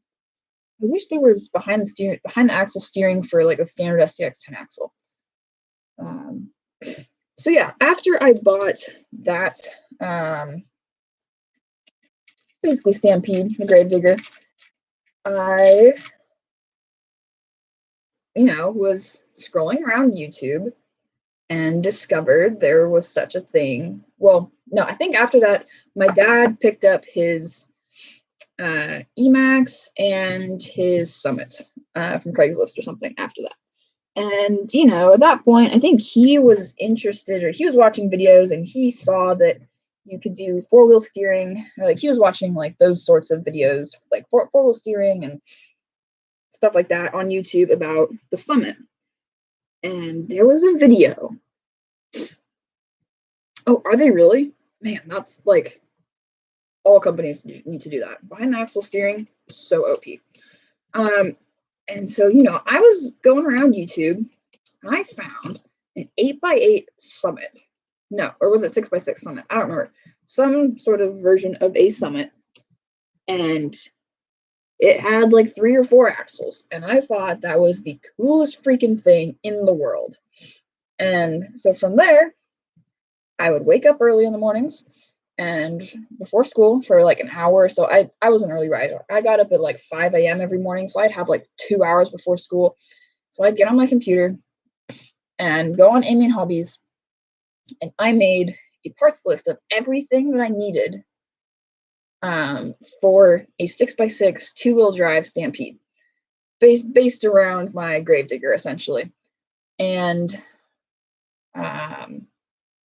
I knew how exploded diagrams work, and so that's how I found all the parts. And so I don't think I still have the exploded diagrams with like crossed out part numbers, because I made like 200 part long carts of all the parts that I would need to build a 6x6 Stampede.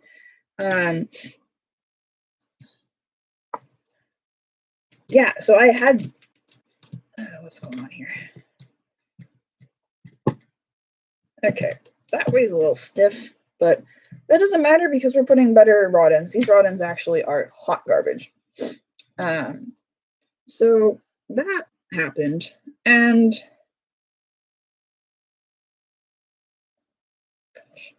oh my gosh, I put it on backwards. Oh, I freaking put it on backwards. Oh well. I guess that means we're gonna pause this and we're gonna take it apart and we're gonna put it on the right way.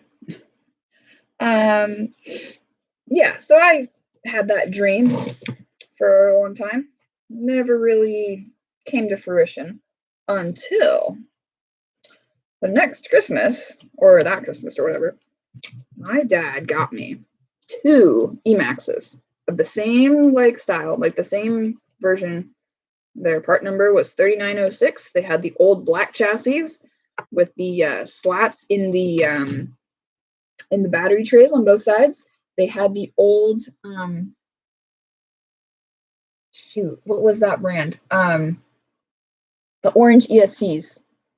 The orange ESCs. Novak. They had the old orange Novak ESCs in them still. They had the crystal receivers. Oh my gosh. Like ultra retro right there. Big throwback. He got me 2 of those. Yeah, there you go, Novak. And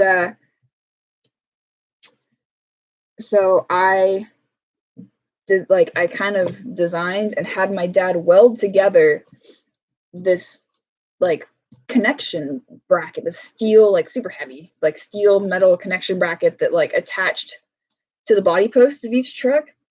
It was really funny. I don't know if we actually have any pictures of that. If I have pictures of that somewhere, I'm gonna do a story video, because that is, I mean, I'm telling the story now, but a story video for that goofy 8x8, like 2 Emacs smacked together with a bunch of servo lead splitters. Oh my gosh, it was the jankiest thing in the world. And it didn't actually even really work that well. There was a point where I could get all 8 wheels spinning the same direction and it would turn not very well. But like, I was so excited. I thought it was super cool. I realized that it didn't really work as well as I wanted it to, so I kind of gave up on the project. But that's kind of a synopsis of my early RC days. And then I think maybe for Christmas or maybe my birthday or something, I got some of the little micro RCs, the low-C, like there's a little low-C, like 1/32 scale desert truck or something that my dad got me. And that was pretty cool. So you could drive it around inside. And then I think maybe after that, got a little low CSCTE, 1/24 scale. Now that was a super fun truck. Like, that was so much fun. Like, and it was zippy. I honestly kind of regret selling that truck because it was super cool. I actually really liked it. It's all the same length. Oh, that's lucky. All right, cool. Yeah, that was a neat little truck. You'd made a 6x4 monster truck out of the toy grades. Oh, okay. At the same time, RC Medic did. Oh, nice. Are you talking about Overkill?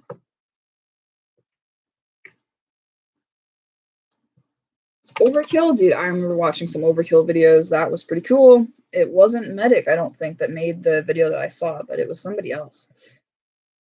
But yeah, dude, like the original Overkill. Yeah, Overkill. The original Overkill was actually so cool. With those God, they were Integy. I don't remember the name of them. They were like the Integy shocks, I think, on them. Yeah, something like that. Yeah, that stuff's all super cool. I've thought about building a 6x6, like a CX10 based 6x6. I've never gone very far into making part lists or anything for it, because I don't know, just didn't. Although there is a super cool truck. I don't think it's a 6x6. No, I don't think it's 6x6. But Team Tekin on their Instagram page, they post stuff, because I follow them on Instagram, and they post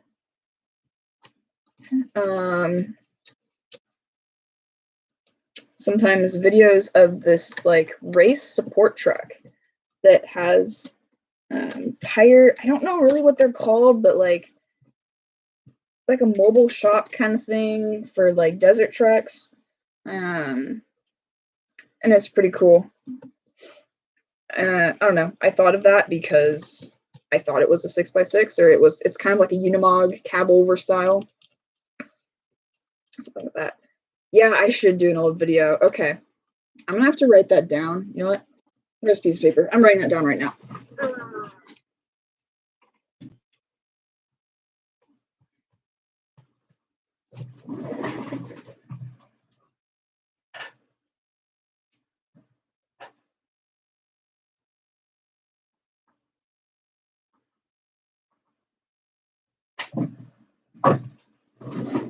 Okay. I still have the bracket that went between the 2 Emaxes, actually. It's in a box out in my garage. In like my project memory box. So I could definitely pull that out and show you guys. It's 6x6 LCG chassis now. Yeah, that's cool. G-Speed, you mentioned that earlier. I don't know anything about them.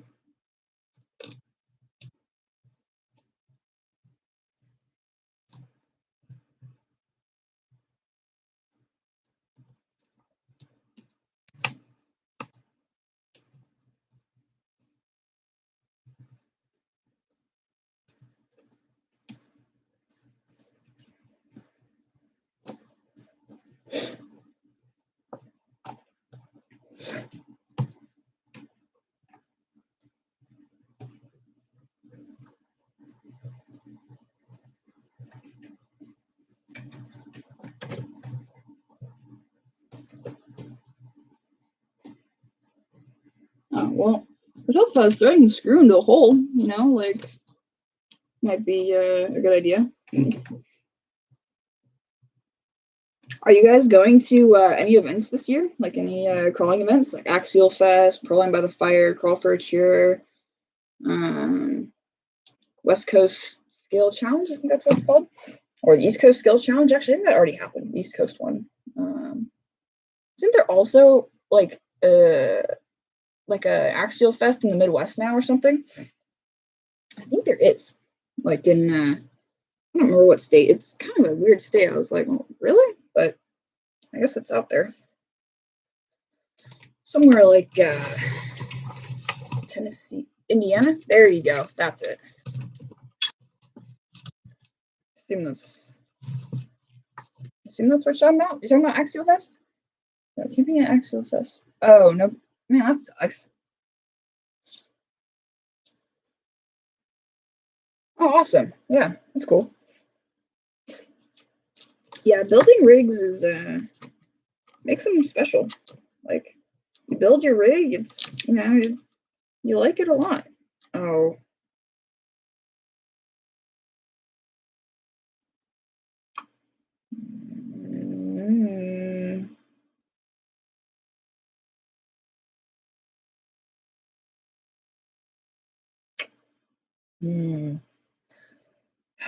Might not have gotten lucky. Oh, hey, Love and Cherry. How's it going?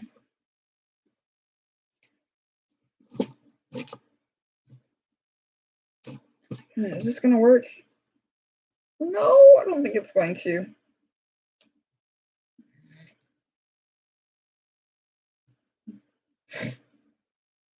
You know, I'm doing pretty good. Having a lot of fun streaming. It's my first time streaming, so I'm enjoying it a lot, actually.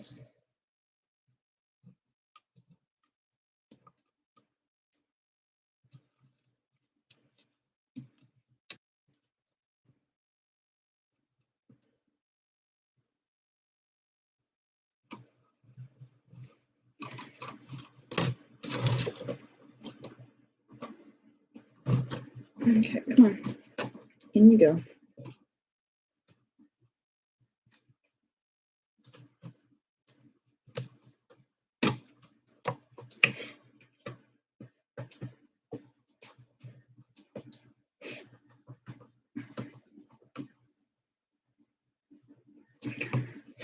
There we go. No.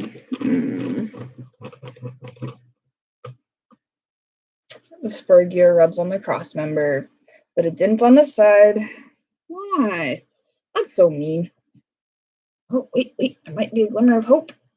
There might be a glimmer of hope, maybe. Okay, where's that other? There it is.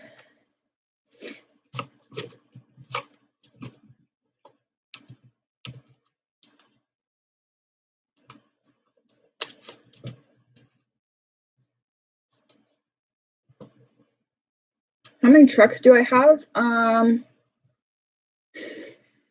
1, 2, 3, 4, 5. If you want to count the Yeti, 5. Personally, yeah, 5. I've got 5. Right? Oh, 6, including my touring car. I always forget about that one. And then my dad has 4, so that's 11, 12, something like that. Dang, really? Everywhere's booked? Man, that sucks.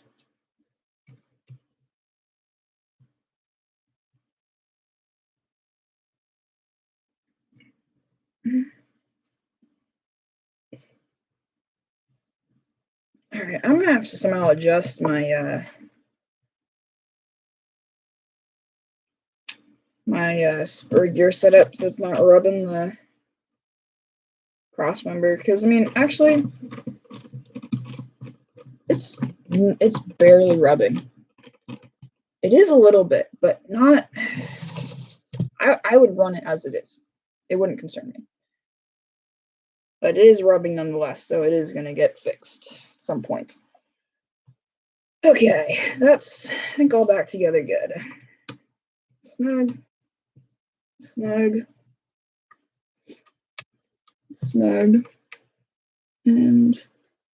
now it's snug.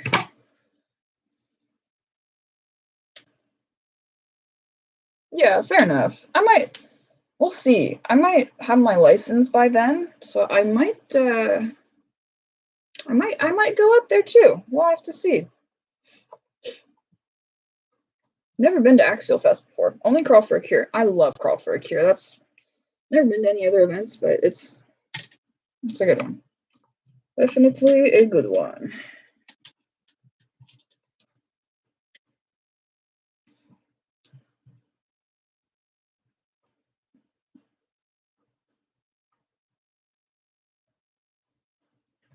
I'm hoping to try and make it to Pro-Am by the Fire this summer. I'll see if my friends are going. And if they are, I'll probably go too, but we'll see. I doubt he's watching, but do you guys, for those of you who frequent the forums, or who frequent RC Crawler forums, you know who Nate Dogg is? Like, you recognize the name? Because it's actually a friend of mine, believe it or not. So you might go out there. Should be cool. Actually, I met him at Crawl for a Cure one year, and we've hung out ever since. Or we hang out semi-often.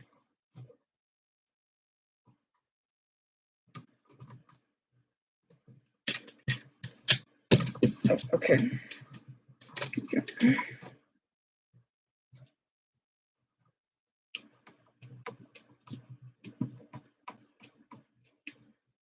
Oh, wait.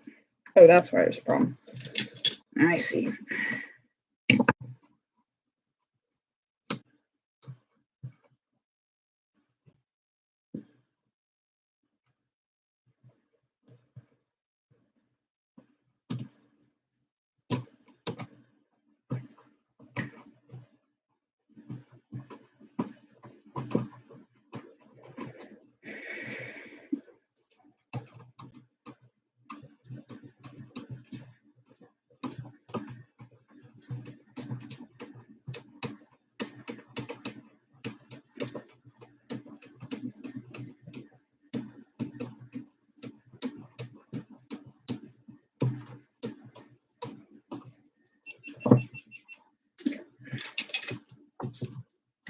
Okay, that works well. That semi works well.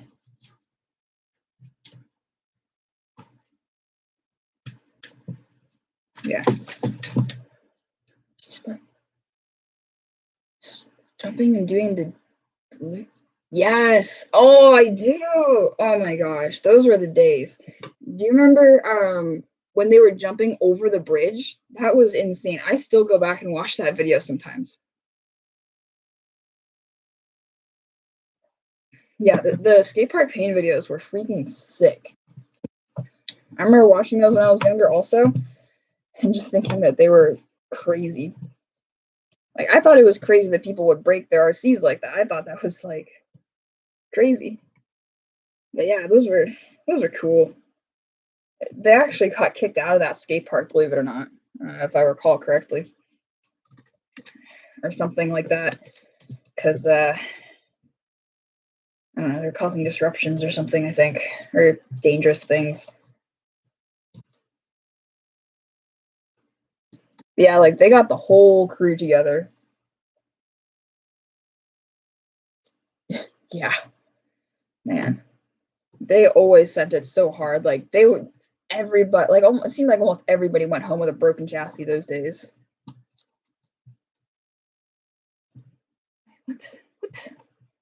What? Hmm.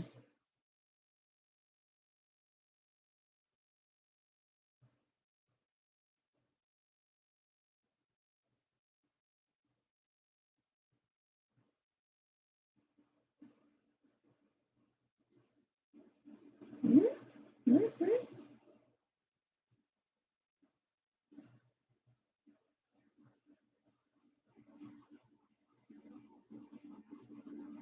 Oh, the milling machine? Is that what you're talking about? Yeah. Mm-hmm. That was a fun video to film, actually. I thought it was gonna show up at like 10 or something, but I actually legitimately, like, I filmed all those like waiting clips like kind of in a row, like together, and then I actually had to wait, and I was literally doing the exact same thing. Like, I was like sitting at the windows in the house, like I was, yeah, it was funny. Okay, toss that up. Oh, okay. I didn't even check that I put this back on right, but I did. It's a good thing that I just checked it. Oh my gosh. Come on!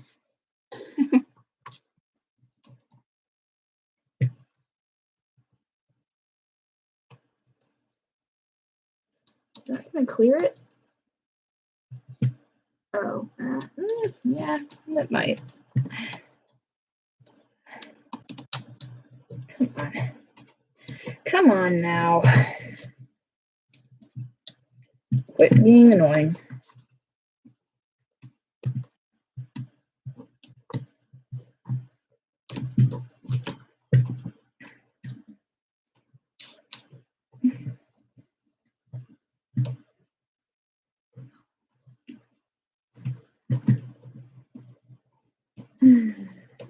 What else do you guys want my opinions on? I don't know. I don't know what else to talk about, honestly. I've already talked so much. Oh, that's bad. That's bad. That's bad. Bad, bad, bad. Oof. Glad I caught that one.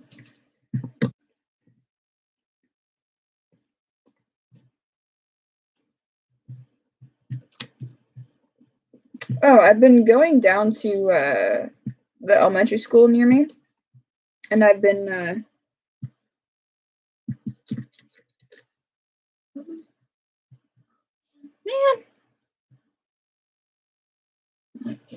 Let's see. Deer Creek in Rockland. Deer Creek. I recognize the name Deer Creek, but I don't think I have. No. Is that a good spot too? Should I check it out?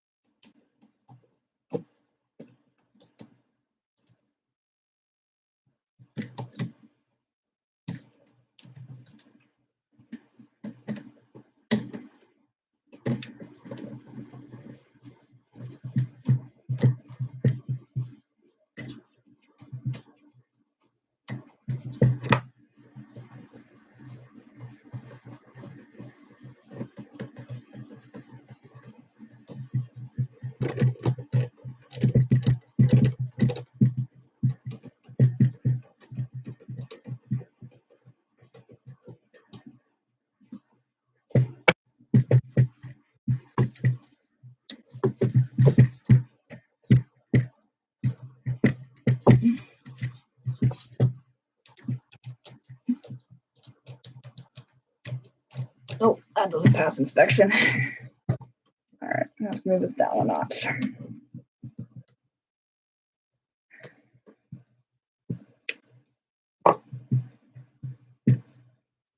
Jiffy, there's a place up Highway 50 called Shot Rock Vista Point. I went crawling up there a while ago, and that place was super, super cool. You go up and you park, and you kind of have to hike down through some brush, but then once you get down into the canyon, it's like Folsom Lake, but on steroids. Like, there's just granite slabs everywhere. It's from Folsom Lake, depending on where you are, it's probably a 2-hour drive. But it's seriously cool. I'm on Instagram, yeah. I think you follow me, actually. It's right off Pacific Street. Turn that parking.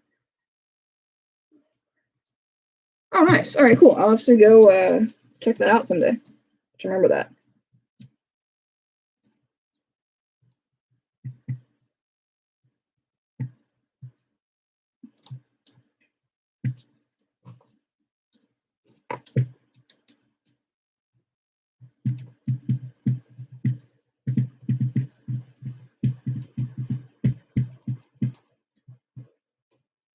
Okay, cool. Yeah, it's called Shot Rock. It's a vista point, technically, but you go up there, you can kind of park and do whatever the heck you want. And then, like, I would recommend, like, wearing some boots, definitely, because you really gotta hike through some brush. But then once you get down there, it's like, yeah, it's great crawling. Jumbo Kong's on his summit? Yeah, I do. I think. I remember he put a few weird tires on his summit. He put like the floating tires on. He did those freaking massive mudslingers. But I do seem to remember the Jumbo Kongs too. I don't remember what their tread pattern looks like, but I do kind of remember that. So yeah. Okay, come here. Oh. Okay, forget the drive shafts. Forget the drive shafts. You don't need drive shafts, do you? Nah, you're good. Trying to get all this stuff finagled into place. I forgot about the drive shafts.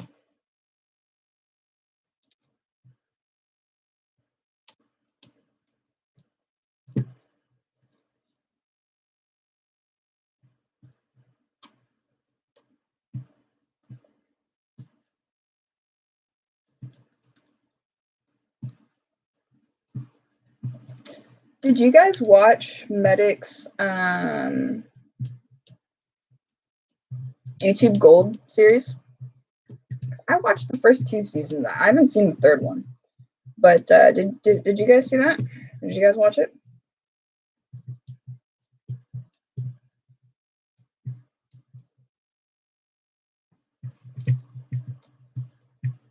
Yeah, Flex is not there. Flex, yeah, okay. Flex, I don't have much flex at all. But not that way, but not the other way. I'm not sure why.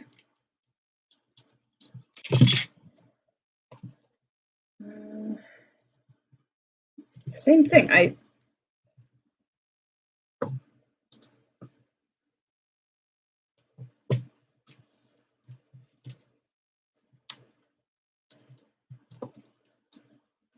Seems weird. Not sure what's going on with this, but it's all going to get fixed in the next suspension geometry video. So okay, let's see if we can't get these drive shafts back where they belong. Okay, why is this not going down farther? Oh, it's because of that. Let's see. Sure.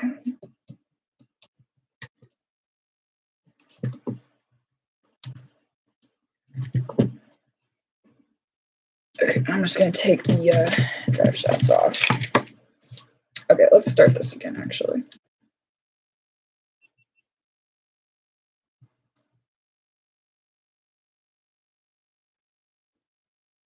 All right, have a good one. Thanks for chatting. I enjoyed it. Talk to you soon.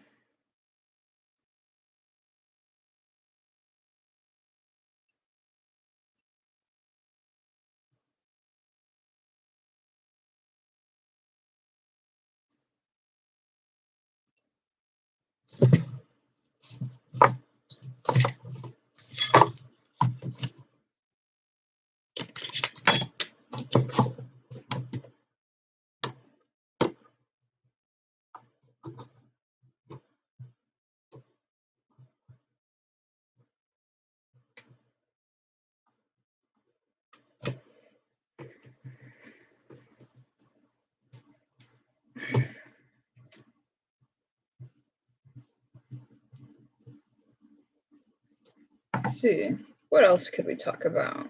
Do you guys follow like full scale rigs much? Like, have you guys seen the new Ford Bronco and Ford Ranger out yet? Who's that standing behind me? There's no one standing behind me. I mean, unless you see something, but if you're talking about this, that's my guitar case.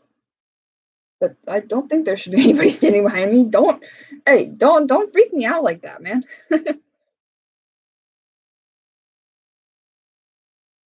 Although, oh, there you go. Yeah. Yeah, right now there's probably still snow on the ground.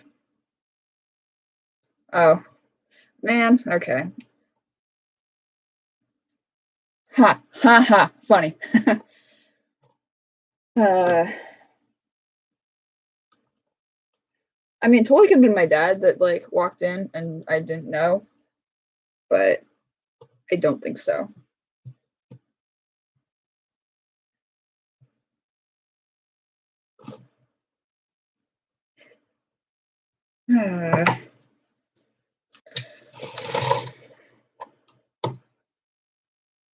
Okay, this one.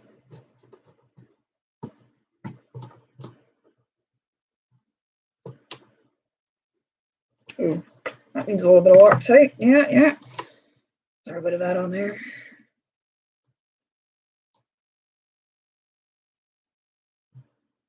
Okay.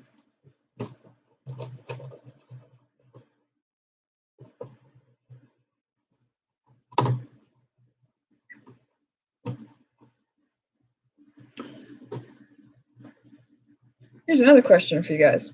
What?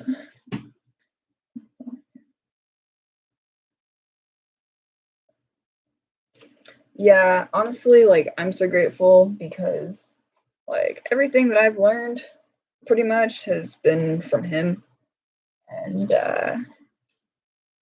he's pretty cool. I've learned a lot from him, and I'm grateful for that, and that's pretty cool.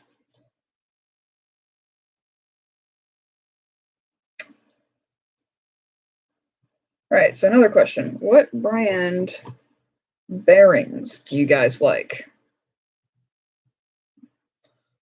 Let's have a conversation about that. Bearings, what do you guys like? What do you guys do to keep them running? You just buy new ones when you when they die? You know, what do you guys what do you guys do with bearings?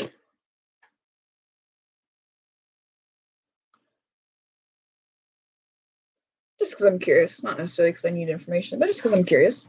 You can exchange information. Okay, that's all hooked up now. Yep, that's good.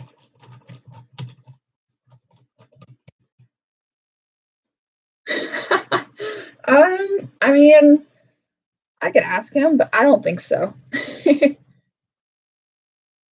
Oh, they have an indoor crawler course? No way, I just went there the other day, actually. Oh, really?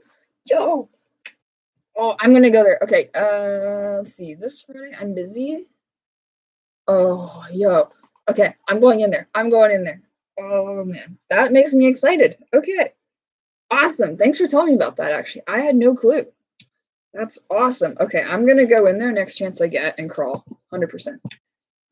Fast Eddie, another vote for Fast Eddie. Fair enough. I know a lot of people use their bearings. What am I sitting on? Oh man, did I get my shock stuck under there? Dag nabbit.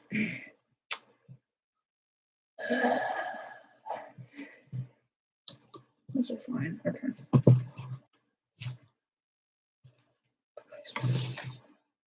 Oh yeah, true. I'm not on Facebook, but I've been actually thinking about getting another social media platform because a lot of people are on like Twitter and Facebook. Not as many people have Instagram, it seems like. It's more of like a young generation thing. I think. I don't know. I know there's a lot of like just normal people on there too.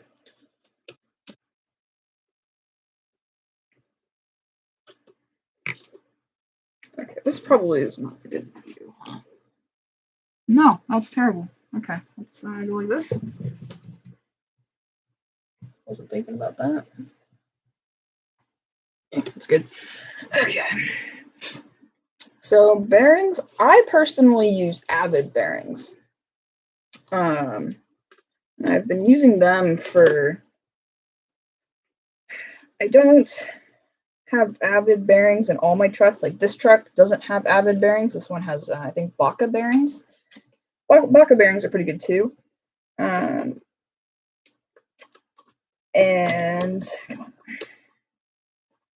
I've never used Fast Eddy personally, but I've used Avid. My Slash has Avid bearings in it, and so far they're good. Never had any issues with them, and not too expensive. You can buy a kit for $30, but I mean that's kind of standard. Gotta go. All right. Have a good one. Thanks for stopping by.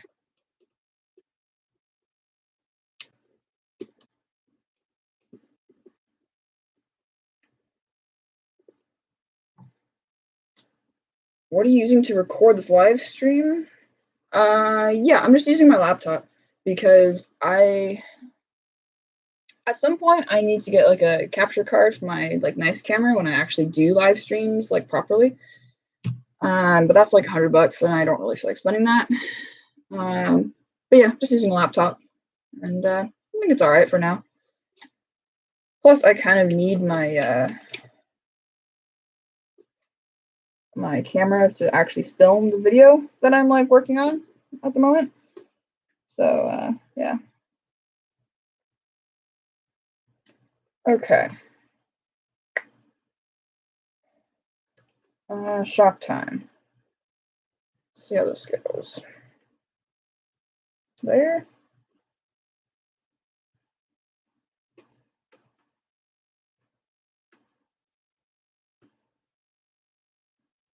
Well, let's go to this hole, I suppose.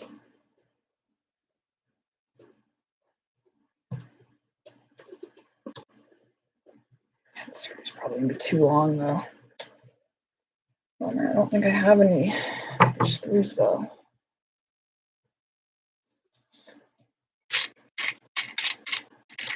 That one might work.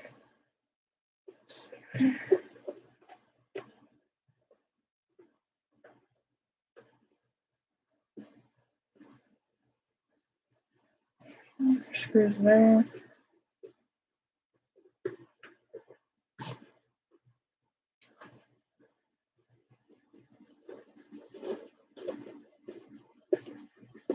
Yeah, actually, I just got a handful of Avid bearings the other day for this truck. Should be coming this week, I think.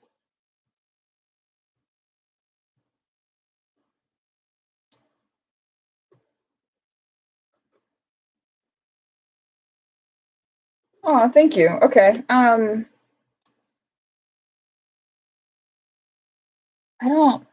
don't know how to do that. I'm gonna have to figure that out for next time. I do have Patreon. There's a link to that on my main page. You can you can do it where you can donate like $5, like just like once a month. Like it can be like every month, or you can just like do it once. So it can really be as much as you want. But thank you. That's so kind of you.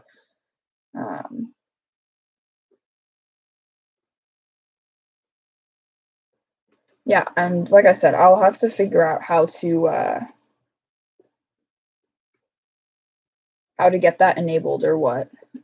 I've never streamed before, so I don't know how that works. But I think I should figure something out. Okay, that looks like good clearance. I like that. Okay, I think that's a good length screw.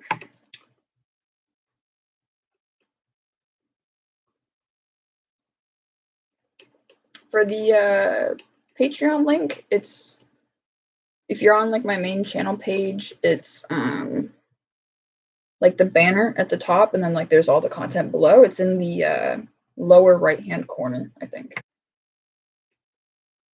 For some reason, I need to figure out why you can't like if I try and search my Patreon account on Patreon, it doesn't show up, and I don't know why. So I will have. I think it might be because nobody has actually donated to it yet that it's not showing up. But yeah, if you click on the link, it will take you to it, and you can donate. So Oh man, do I don't have 2 of those? What? What? No, this is not nice.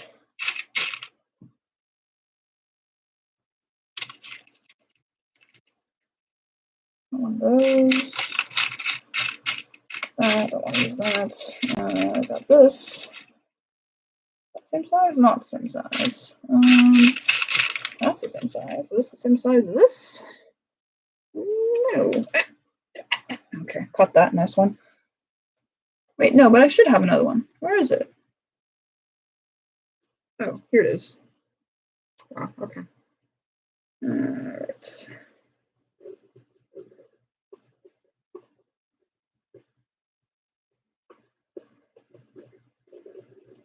I think also super chats might be like a subscriber based thing. So like you have to have a certain number of subs to be able to have super chats or something. So I'm not sure. Like, you know how like monetization you can't get until you have 1,000 subscribers? It's one of those kind of things, I think. It's pushing a little wide, but it's okay. Don't bottom out, don't bottom out, don't bottom out. Yes. And everything looks good. Hi, Dad.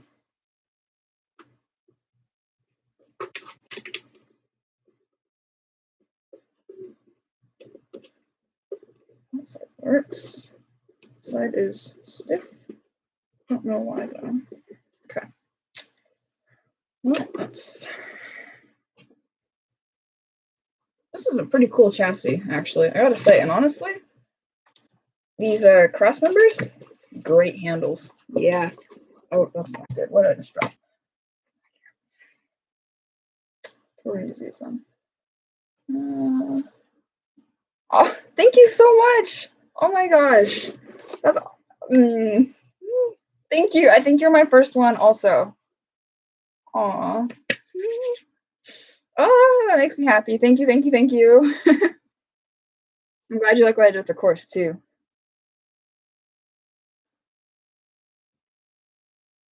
That was a whole heck of a project. That was quite a build. All right, rear shocks. Where are we looking at these to go? Probably go right there. Yeah, that looks good. Looks good to me. That's probably gonna break though, straight off.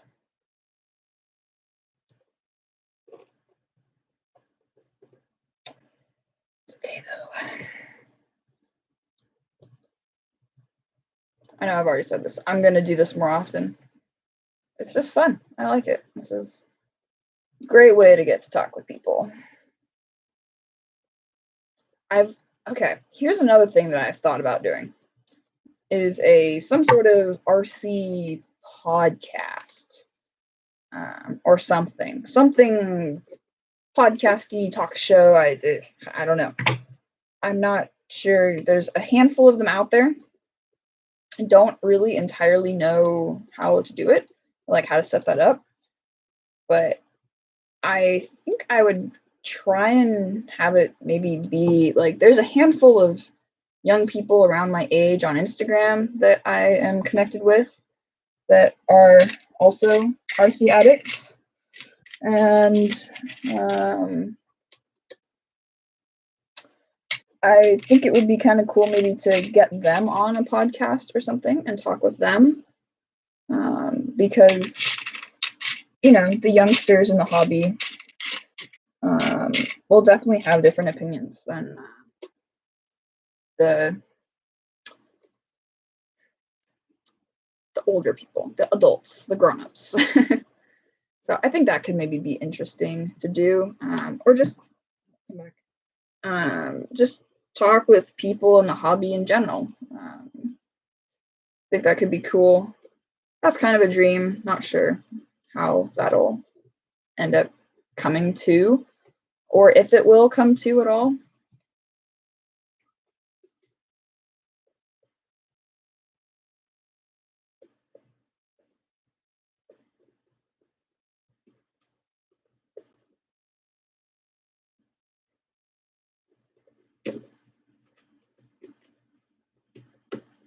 Oh, well, that screw's stripped. Okay, we're not using that.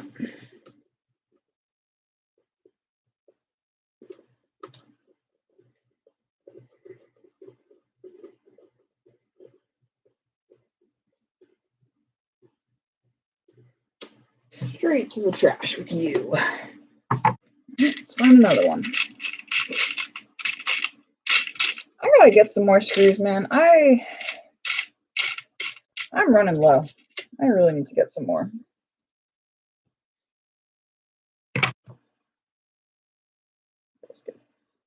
The other thing that I've been more seriously contemplating than the what's it called? Podcast is a road trip. So going around the West Coast and coming to see like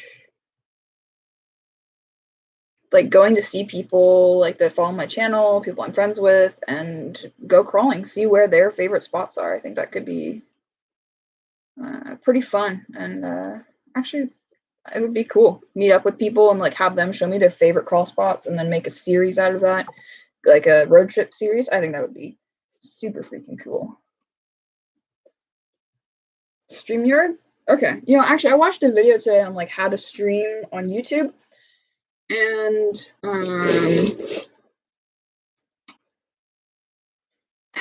that was one of the ones that some guy mentioned. I'm like, once I get a better streaming setup, I'm probably going to use OBS. So, I mean, I think you could do a podcast with that also. And like, I have other recording software too. So, like, I have Ableton, and so I can run like all sorts of inputs and stuff to that and do all sorts of sound mapping to that. Not really sure if that's the right software to be using for a podcast, but I could. It's an option. So, you know. Okay. Look at this thing. Oh, that is just badass looking. Okay. And something looks off kilter about it. Maybe that's just the way it's sitting, or maybe it's this thing that's throwing me off. Let's get rid of this. Get out of here. Nobody likes you. No, never mind. I like you. You know what? Okay. Quick tip. You run these types of rigs and you have your battery on the front, like get some cheap hobby aluminum or even brass from like your hobby shop. Just bend a cover for your batteries. Like if you use all the same size batteries for your one truck, like I only use like this size battery for this truck, and so just fold a little cover like this in your vise, and the hobby shop that you go to might even have one, and it literally just covers the battery like this, because I have had batteries like puff because I have flipped over backwards onto the exposed battery and puffed it. And it was like that battery that I did that to, literally brand new. First run, flipped it and punctured it and puffed it. So, like, it doesn't even have to be this. It can literally just be like a flat piece of aluminum over the top if you wanted. I don't see like hardly anybody doing that, and yet I think that it's pretty important. Keeps your rig from burning up or from like burning to the ground if you like pop your lipo. But you know, just kind of good protection anyways. Just to have a truck like that. Oh, let's see. Red Cat Rock Slide. Yeah, I know of that truck. Nice. See, and like I said, this garbage is gonna go in the links somehow. Yeah, somehow is the big question. This thing looks so cool.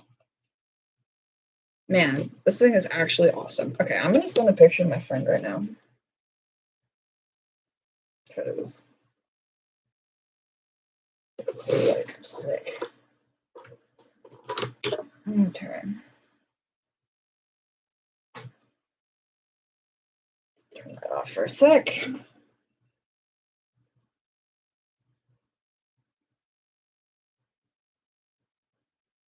Honestly, I think these light blue cross members actually look kind of cool.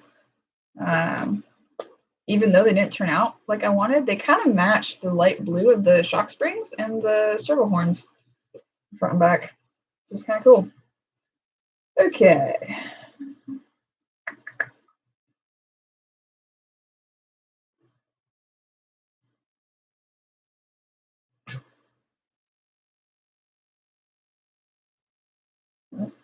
It's not what I wanted. Come on. Oh, I shouldn't do that. That whistle calls my cat. So he's gonna be like coming meowing at my door now. Such a goofy kid.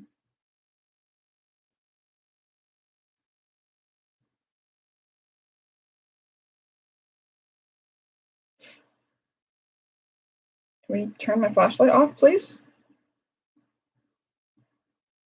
Thank you. All right. Okay, I'm gonna take a bathroom break and then come back and finish filming this video because I think I'm done with the work that I'm doing today on it. Because I mean, I got all the cross members in, I got this mounted up completely. The upper links are gonna come on and off a few times and get rejiggered a bit. And then I'm not gonna install or mount any of this garbage to the links until I'm done redoing the geometry of the upper links. So I'm not gonna touch it. And the link and shock positions might change. They're probably going to change. So like, yeah, you guys let me talk about it in the video. I'll be right back.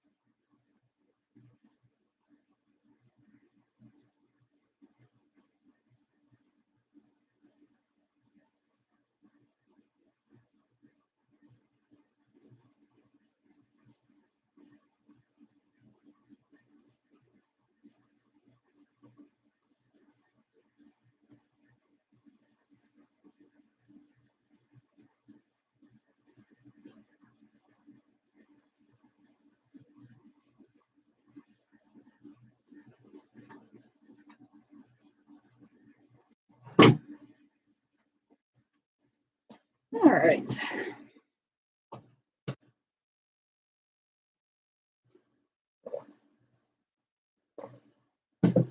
I can't tell you how many people I've had ask me if this is moonshine. It's actually funny. It's just water. But I use a mason jar because, like, I don't know. I feel like it. Why not? Okay.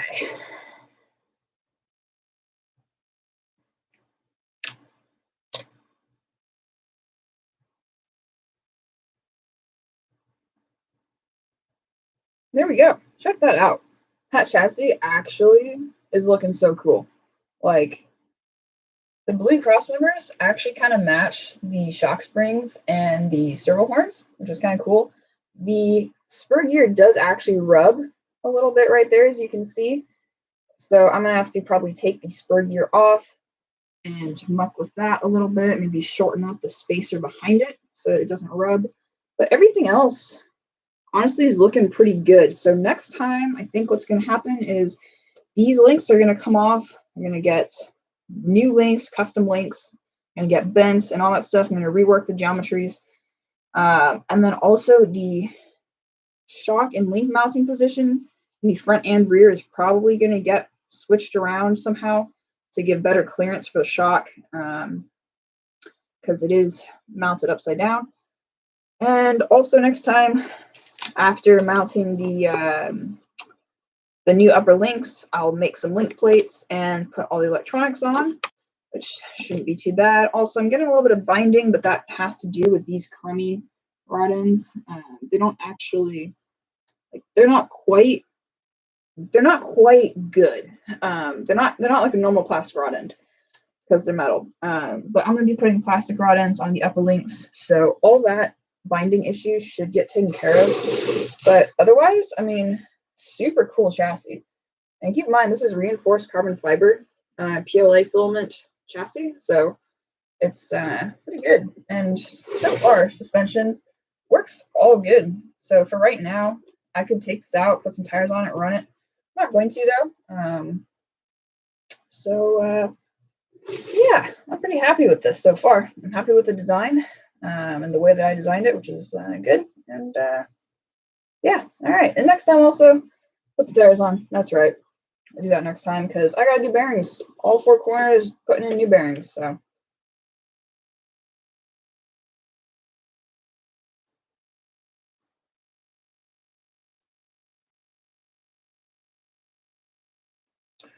with that, thank you guys so much for watching. Hope you guys have enjoyed. Also, thank you so much to the people that have come and joined my stream and donated. Thank you so much. I love all of you guys. You guys are absolutely fantastic. As always, please leave a like, hit that subscribe button, comment down below if you're excited for the next episode, and if you enjoyed seeing the anodized parts that I did. It's a real pain in the butt. I'm not making a tutorial on that yet for a long time.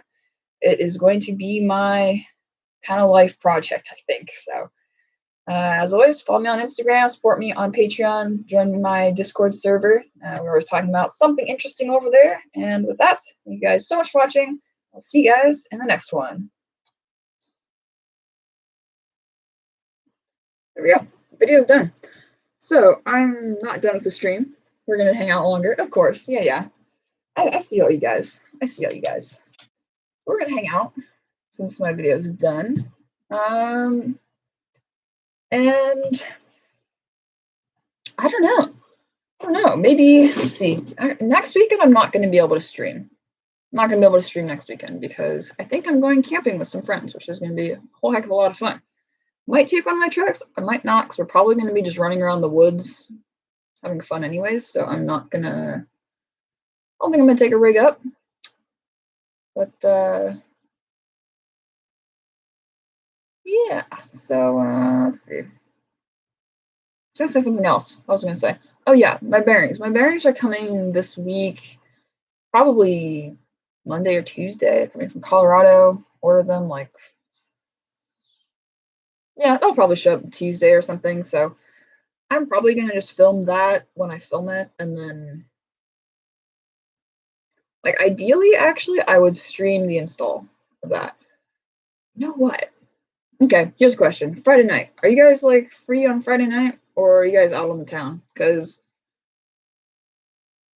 I could do it Friday night before I leave.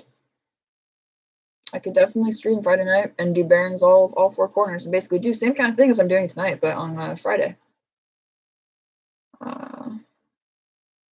Yeah. James, sounds good. Thank you so much. I appreciate it. Yeah, so would that work out for you guys? Yeah, let me know. Let me know if that Friday night works. Kind of same time, like 6:30 on till 9ish. I think that'll be good for me. So I'm done working on this for the moment. I think it looks super cool though. Super cool. Oh yeah. Well, I wonder. No, let's take a look at that slipper clutch. So I want to look at the slipper clutch. I also want to look at these tires. Actually, I want to take these apart and see what foams are in them, because I can't tell if they're dual stage or if they're stock foams or what they are. So I kind of want to know. I think I might dig into this and then tear open a tire just for the heck of it, see what's in there. Keep the stream going.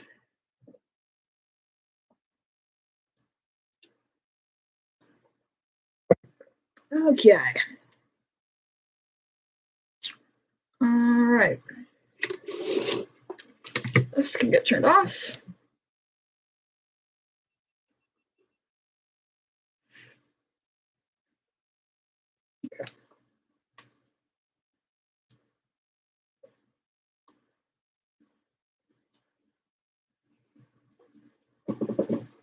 No, we've had a pretty consistent crowd tonight, actually. I'm surprised. First time ever streaming got like consistent 10 people all the way through. It's awesome, you guys. Thank you. Okay, I'll tell you, this isn't an easy thing to do with this chassis configuration. Which motor in ESC? Okay. The ESC is a Castle Creations Mamba Max Pro, the classic MMP. I think I traded it with my dad because he had gotten it for something, and then I traded it for him for like some 8th scale ESC and motor that I bought a long time ago. That's a funny story. I should tell you that. And then motor is a Holmes Hobbies Polar Pro 540 2200 kV. I freaking love this motor. I mean, it's a killer combination. Everybody goes off about it on RC Crawler. They all love it. Man, I got a janky setup here. Holy moly, what was I doing? Yikes. I got weird spacers. I got washers. I got, oh my god. Okay. Okay, I'll take this top bracket off. This top cross member. Oh, right. Okay. So, A-scale ESC store. So, back when I was a greenhorn and I didn't know much about crawling and motors, I purchased, well, I was unhappy with the torque of my little brush motor in my SDX10. So what did I do? I went and bought a Castle Creations Sidewinder 8th motor in ESC, like a 6600 kV. No, it's that I don't remember how big it was. Like some freaking massive motor. Like it was this long. Like it's a motor that you put in a Emax. And I bought that for my skill trek. Oh, that's annoying. Why? You can't make it easy for me now, can you? No. Oh, actually, that's easy now. So yeah, I bought that and put it in there. And yeah, I know, for an SDX10, super spicy. It was ridiculous. It didn't, I don't think it was actually 6600. I think it might have been lower. I think it might have been maybe 42. I don't remember anymore. But it was something ridiculously large, not intended for a SDX10. And I actually ran that motor for a long time. For some absurd reason. I'm not sure why I bought that instead of like actually something more appropriate. But I got it and I ran it. And it gave me the torque I wanted. You know, so I mean, I was happy. I wasn't happy with the cogging, obviously, but it gave me the torque that I was after, so I was all about it. Let's see here. That gets pulled forward from the right. Okay, so now I've got this. If I shorten this, I think that'll solve the problem. Until I have another problem, obviously. Let's see. This 10, I might have one of those I've already shortened.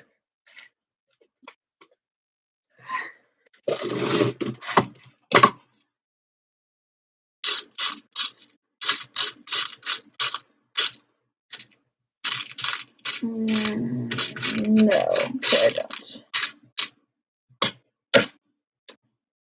But you know what I can do? Have a vise in here now, and so I'm just gonna file this down. I think. Yeah, that's what I'm gonna do. I'm not sure I'm gonna hold it.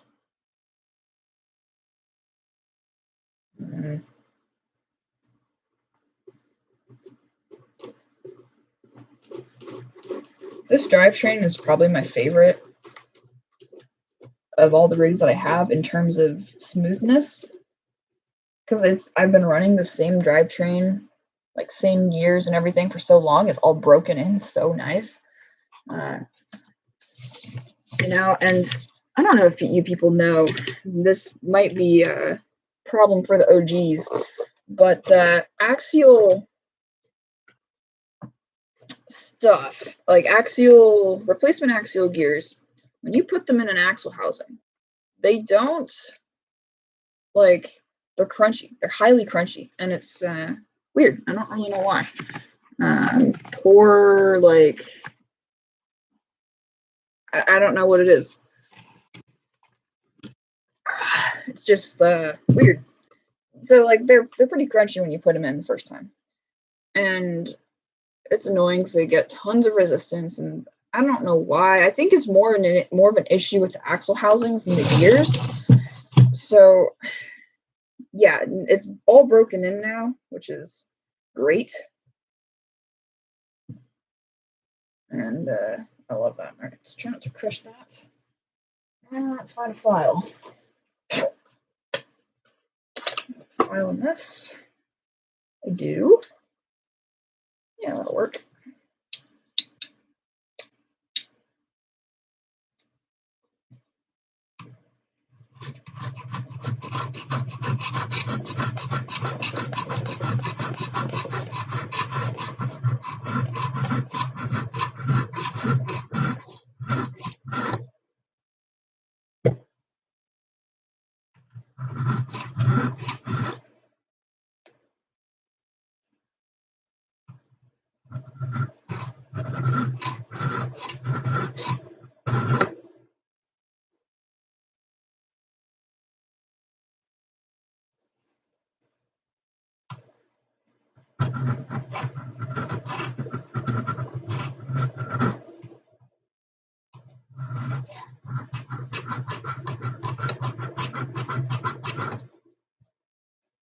Let's do that.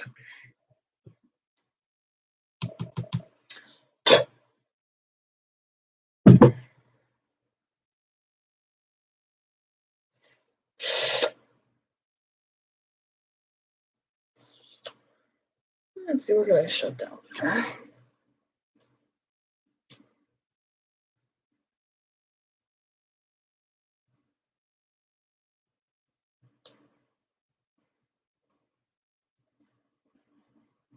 Okay, good enough. Let's see here. Let's see if that moved it enough.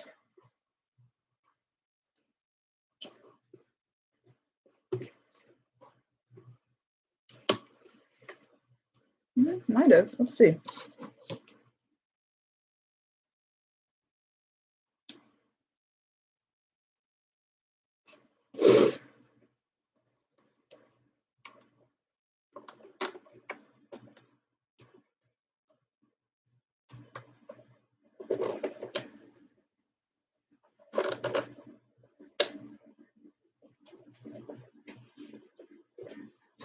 I think that definitely sits back a little bit more.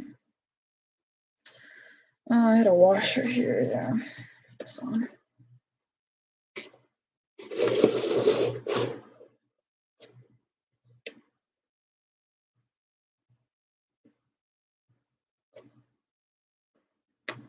First thing I do.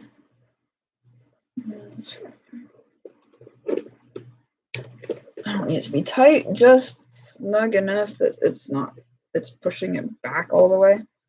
And I can test and see if the cross member is gonna rub.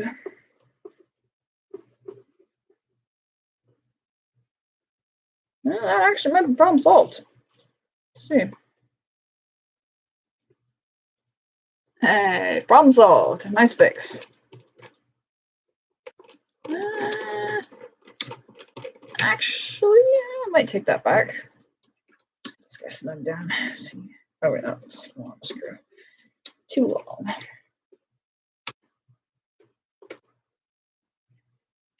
But anyways, that motor in ESC is now in my dad's Emax, which is what I ran 6S in kind of recently in the backyard. That video's up there, so you can go check that out. So that's the motor in ESC that went in my SCX10 many years ago. And problem solved.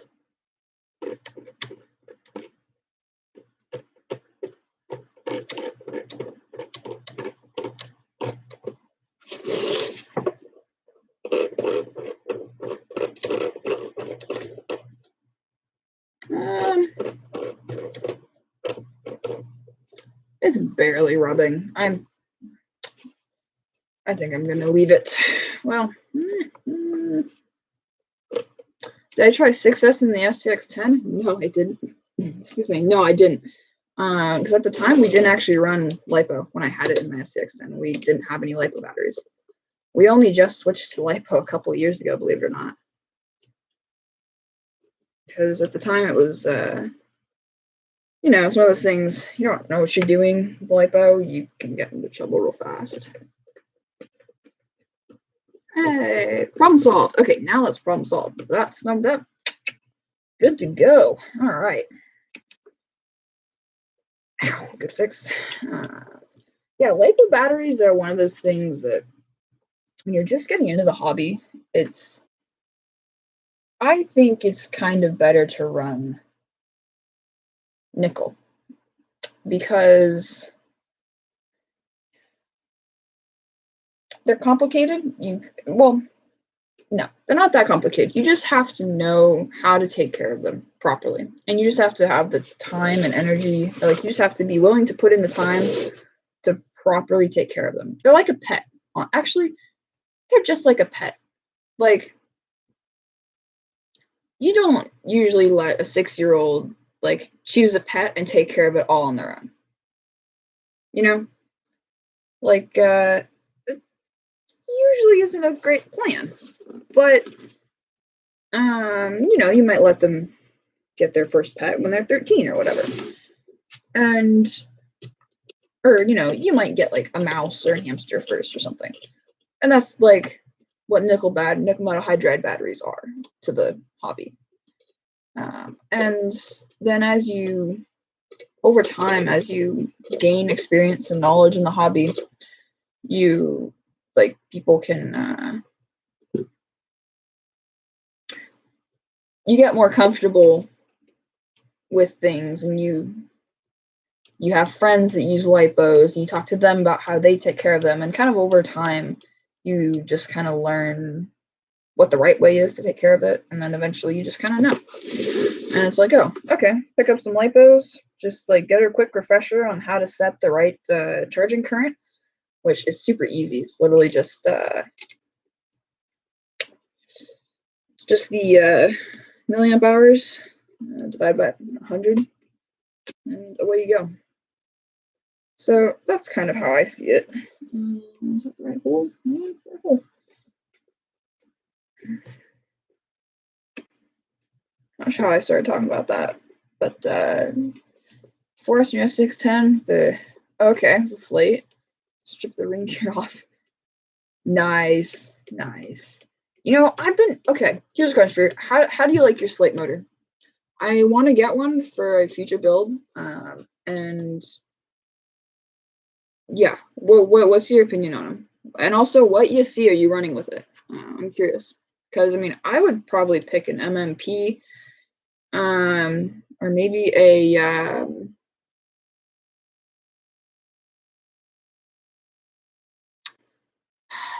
that gray ESC that they have, Mamba X. Okay, is it like the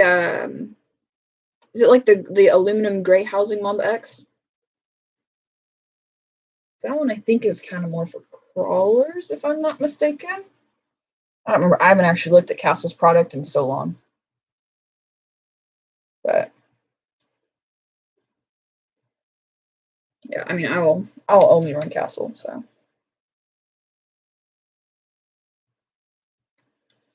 Okay. Well, spur gear rubbing fixed. And get that back over there.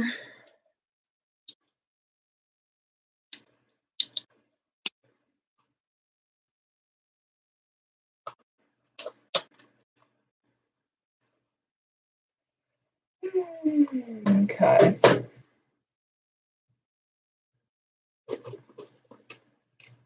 Toss this off. Let's see. Oh, really? Okay. Well, that's a good data point, I guess. I wasn't thinking of it for this rig. I was thinking of it for another custom build that I'm like kind of brainstorming in the back of my head. But that's good to know, actually. Yeah, thanks for your input. This is just like right here. We can look at it.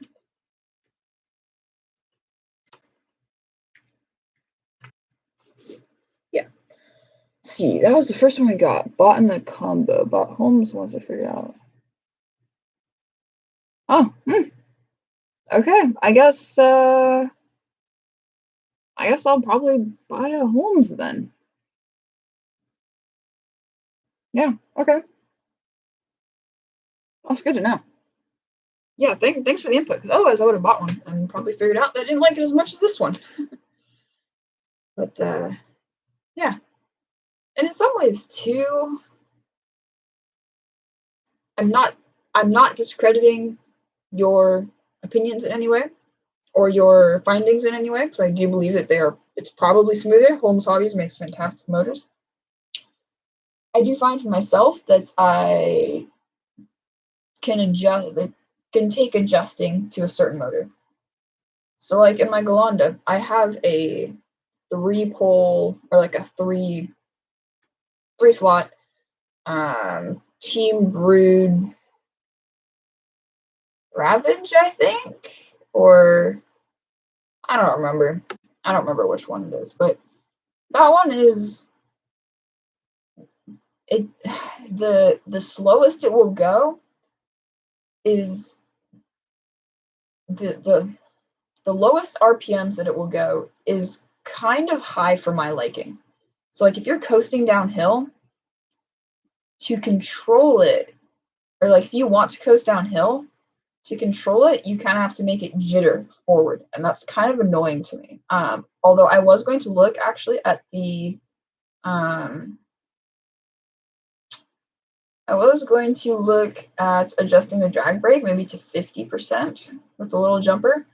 I don't know if it's an on versus an off, or if it's a 100 versus 50% on the ESC that's in there, because it's like some like stock ESC or whatever. But I was thinking about looking at it, and yeah. So my point is, like, it can take adjusting to a motor, but I would totally believe that it's probably smoother. I guess my thing is that you can learn to drive with any motor, but there are definitely some that are smoother than others. Yeah, yeah. There we go. That's what I wanted to say.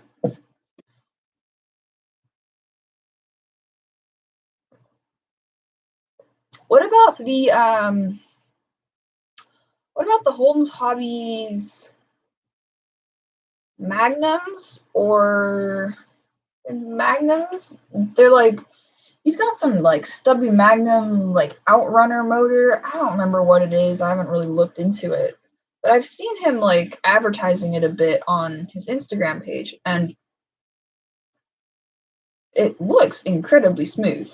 And yeah, the revolver maybe. That might be what I'm thinking of. 6-shooter. I'm not sure where that came out, but yeah, revolver. I think that was the name for some other product for something else, but yeah, he was showing like he would set his like throttle like trim so that it would just kind of creep forward super slow, and it was strong enough it would kind of just go over anything, which I thought was really impressive. And it was an outrunner. There was I remember reading about outrunner versus inrunner motors, and I don't remember what the difference is, but whatever it was, it did lead me to believe that outrunner motors for crawlers are better, and I don't remember why, but I just remember reading about it at one point. But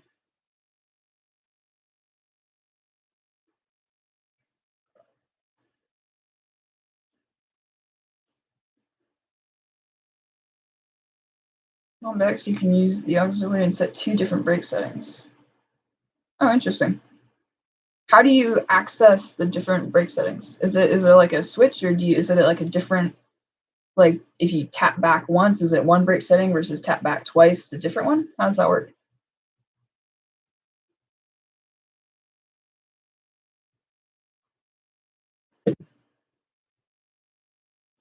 Go ahead and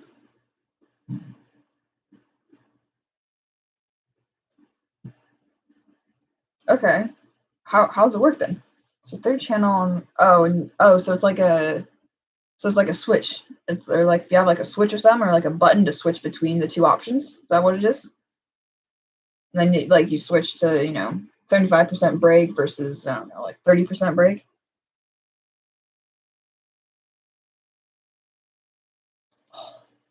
That's cool. That's actually cool. Huh. All right. What's I can think of some interesting ways that you might use it, but what do you guys use it for? Like skills. Yeah, no. Oh. Okay. Nice. What's your guys' like favorite use for it? Like when would you change it? Like doing X versus doing Y. Like what are the two scenarios that you guys like to change between for using it?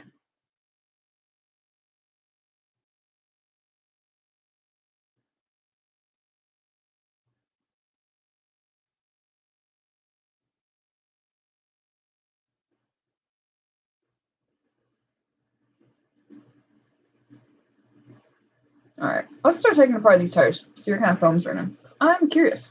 I also put this stuff away because my cat comes in here tonight. All hell will break loose, let me tell you. Crawling and trail driving? Okay. Fair enough. So I guess like if you're on the trail and you want to maybe coast more freely, you could set it low, and then when you're crawling, set it high. I suppose that could actually be useful. Yeah, because then you can just coast downhill. And also, actually being able to adjust it, technically, that should extend your battery life because drag brake actually takes current. Like it takes power from the battery to apply drag brake on a motor. So if you're able to let it just coast down hills and stuff when you're trail driving, maybe just bump the back a little bit to maybe slow it down just a little bit. Be interesting. And then turn it back up when you're crawling. Awesome. That's cool. Well, the more you know. Let's see. The more you know. All right.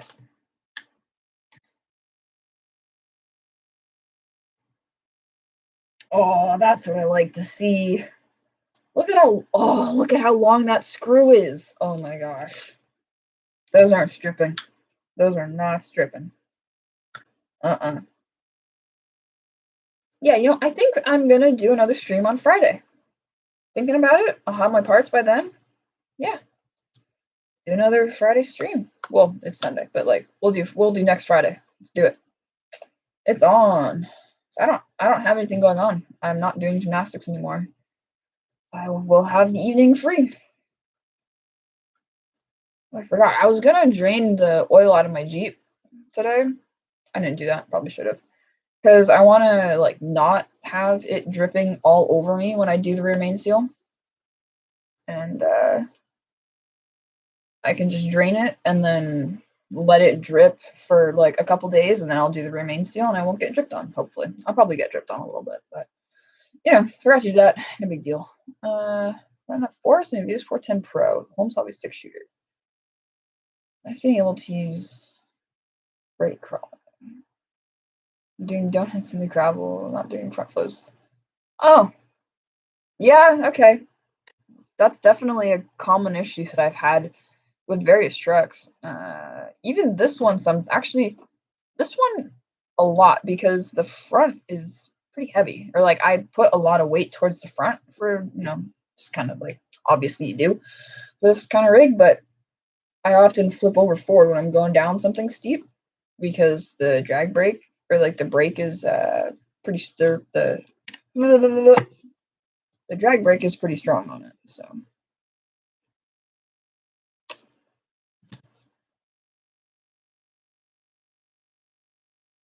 come on. Gonna pop off. Not going to pop off. Oh, how does this work? Am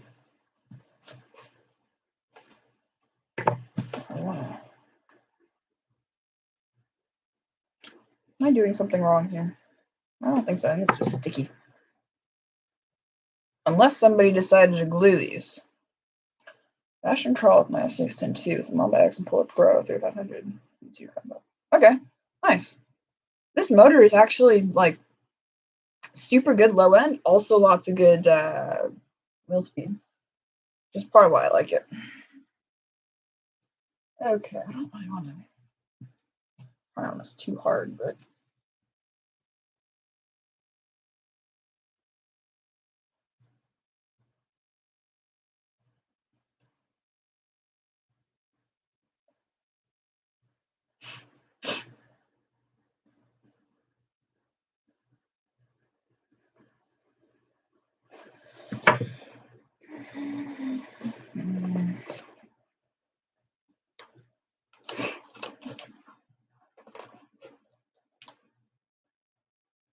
oh, there we go. They're just stuck on. Oof, this, oh, well. Okay, that shouldn't be too bad to get back in their seats. All right, what kind of foams we got in here, huh?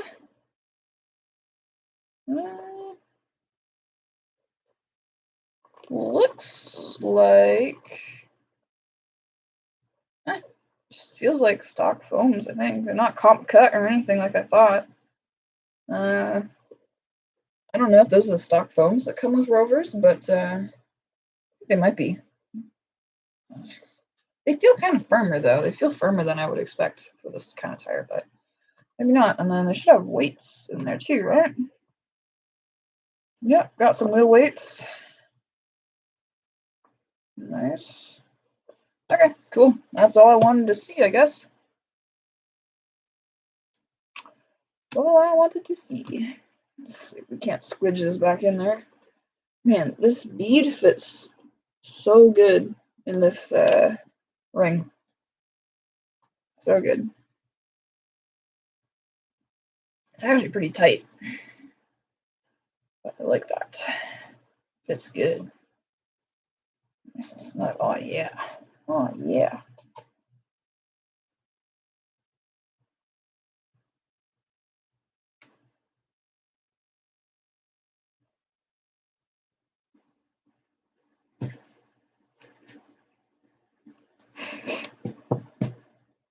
All right, here's another question. I've been looking at wheels recently. What's your guys' favorite brand of wheels? Also, have you seen the new Boom Racing Pro builds? Have you seen those yet? What do you guys like? What's hot in the crawling scene these days?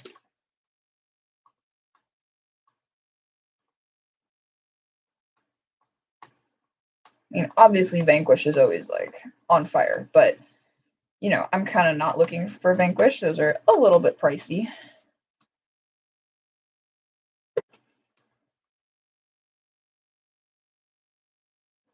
Like, I got some Boom Racing wheels before, I think, for my Yeti.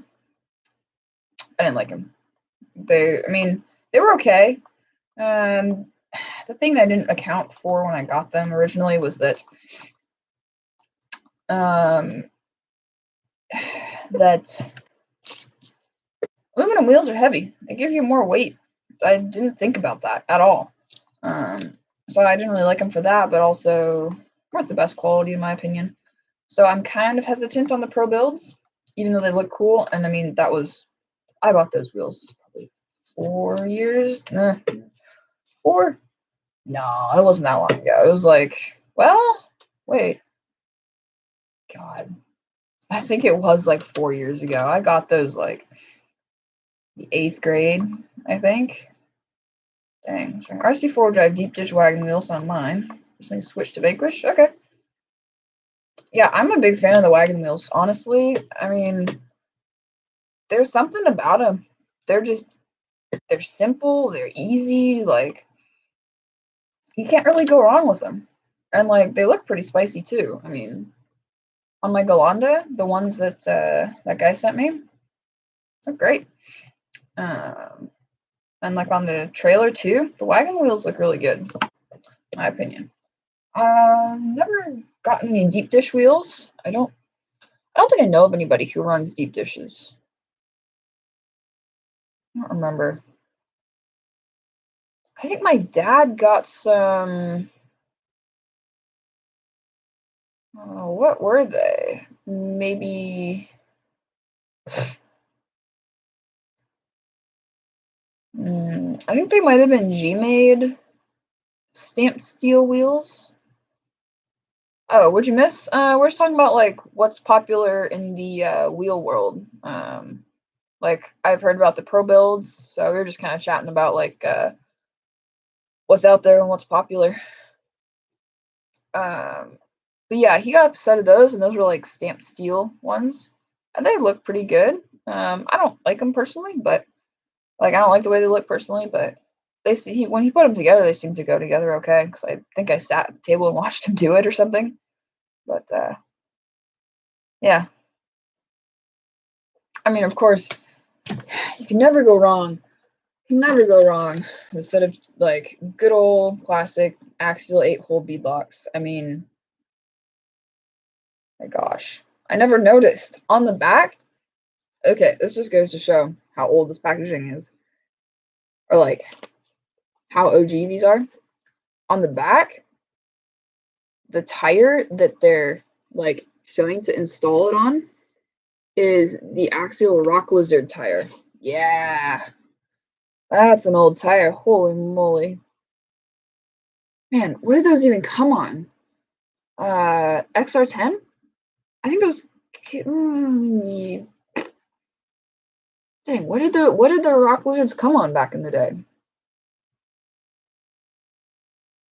Yeah, I think it was either the XR10 or I don't know. There was an AX10 back then. I don't recall. Yeah. Okay. All this stuff. Yeah. Okay. Let's get a 10 for that.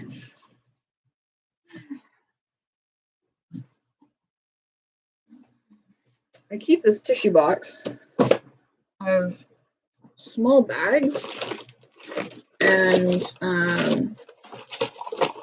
like tins and servo boxes because I love like small tins and stuff. Oh, what's this? Let's go with this one. Howdy, Jessica. How's it going?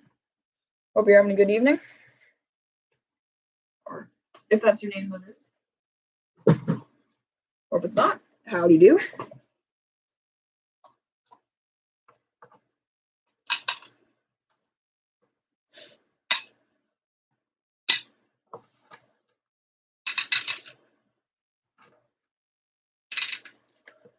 Yeah, I don't need my cat coming in here making a mess of this.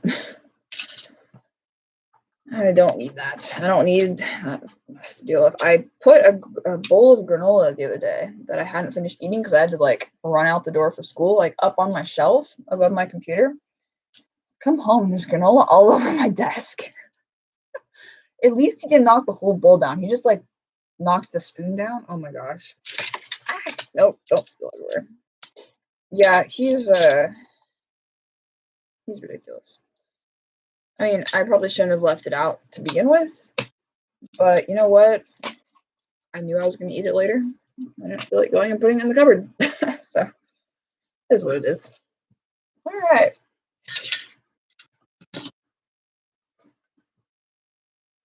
So, we'll take and put all these tires back on the tire shelf. Okay.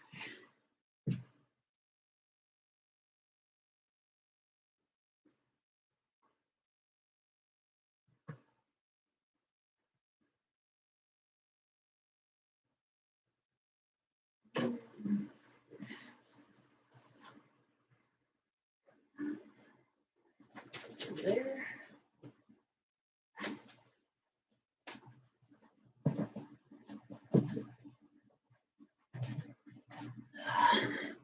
That's my deep storage back underneath my bed. Keep all my garbage into there. What time is it where you live? New Mexico, it's 20 after 10. It is 20 after 9 here, so you're 1 hour ahead. But I'm about to wrap it up, honestly. So, let's see what I want to do with these.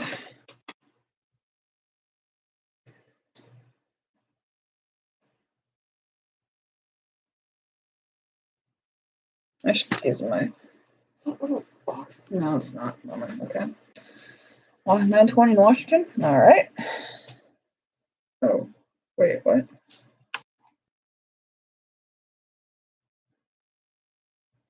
Why do I have 2 extra? Oh, that's right. Because I cut. So, let's see. Show this. So on here, these ones are the shortest because I have little spacers between the chassis plate and the shock. And then these ones are the next longest because there is no spacer between the chassis plate and the link. And these are the longest ones, which go just plate to plate.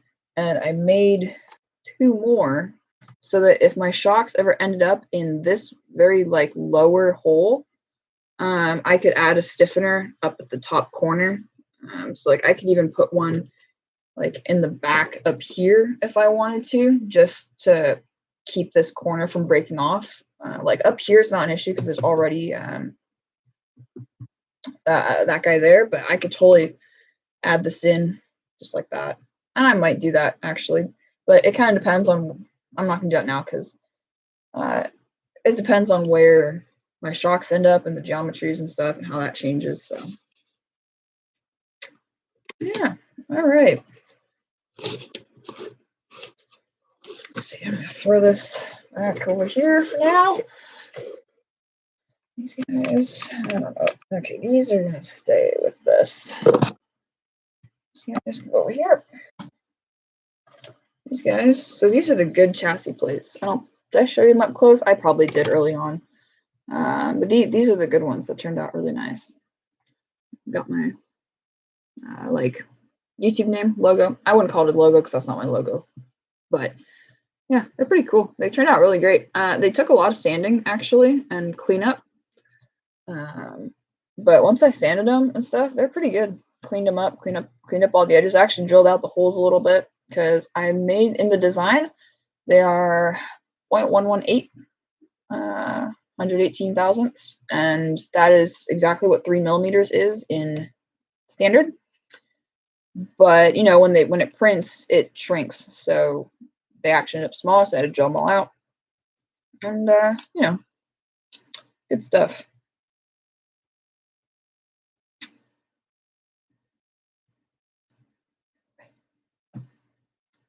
You dropped your carpet cleaner down the stairs? Oh gosh. That's not good.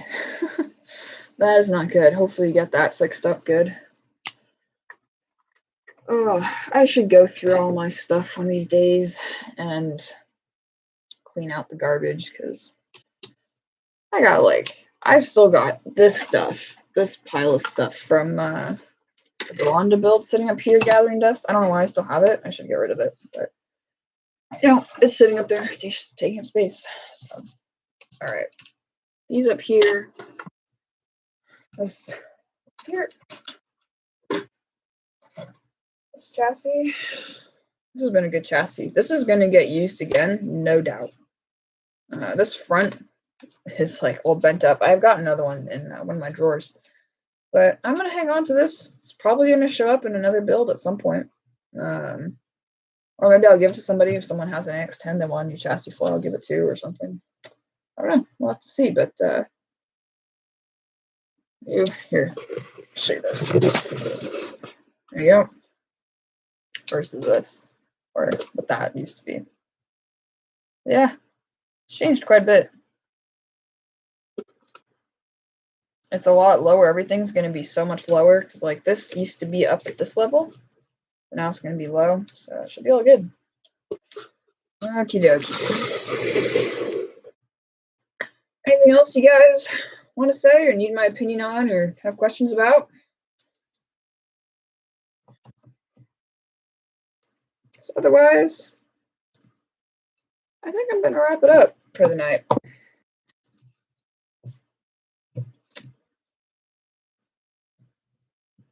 Yeah. I don't know what I'm going to do with this chassis. So, it's going to find someplace to live. You know what? I think it's going to go right down here. Yep. That's where it's going to live. All right. I am done for the night. Thank you guys so much for watching the stream. This has been so much fun. Actually, I'm not sure why I haven't done this before. There's so many things I could have streamed, honestly. So, yeah. Thanks for watching. Hope you guys enjoyed. Yeah, have a good night. Have a great week. Don't let Monday get you down. So, yeah, I'm going to do my best to try and figure out how to get this thing uploaded to YouTube. So if you guys want to go back and remember something that I said or make a meme out of something goofy I said, I don't know. Or like if I gave you advice on something and you want to go back and figure out what it was, I'll try and upload it. I don't know how to. I don't know how to. I'm gonna figure it out. So all right, thank you guys. Hope you guys have a great night, and I will see you guys in the next video.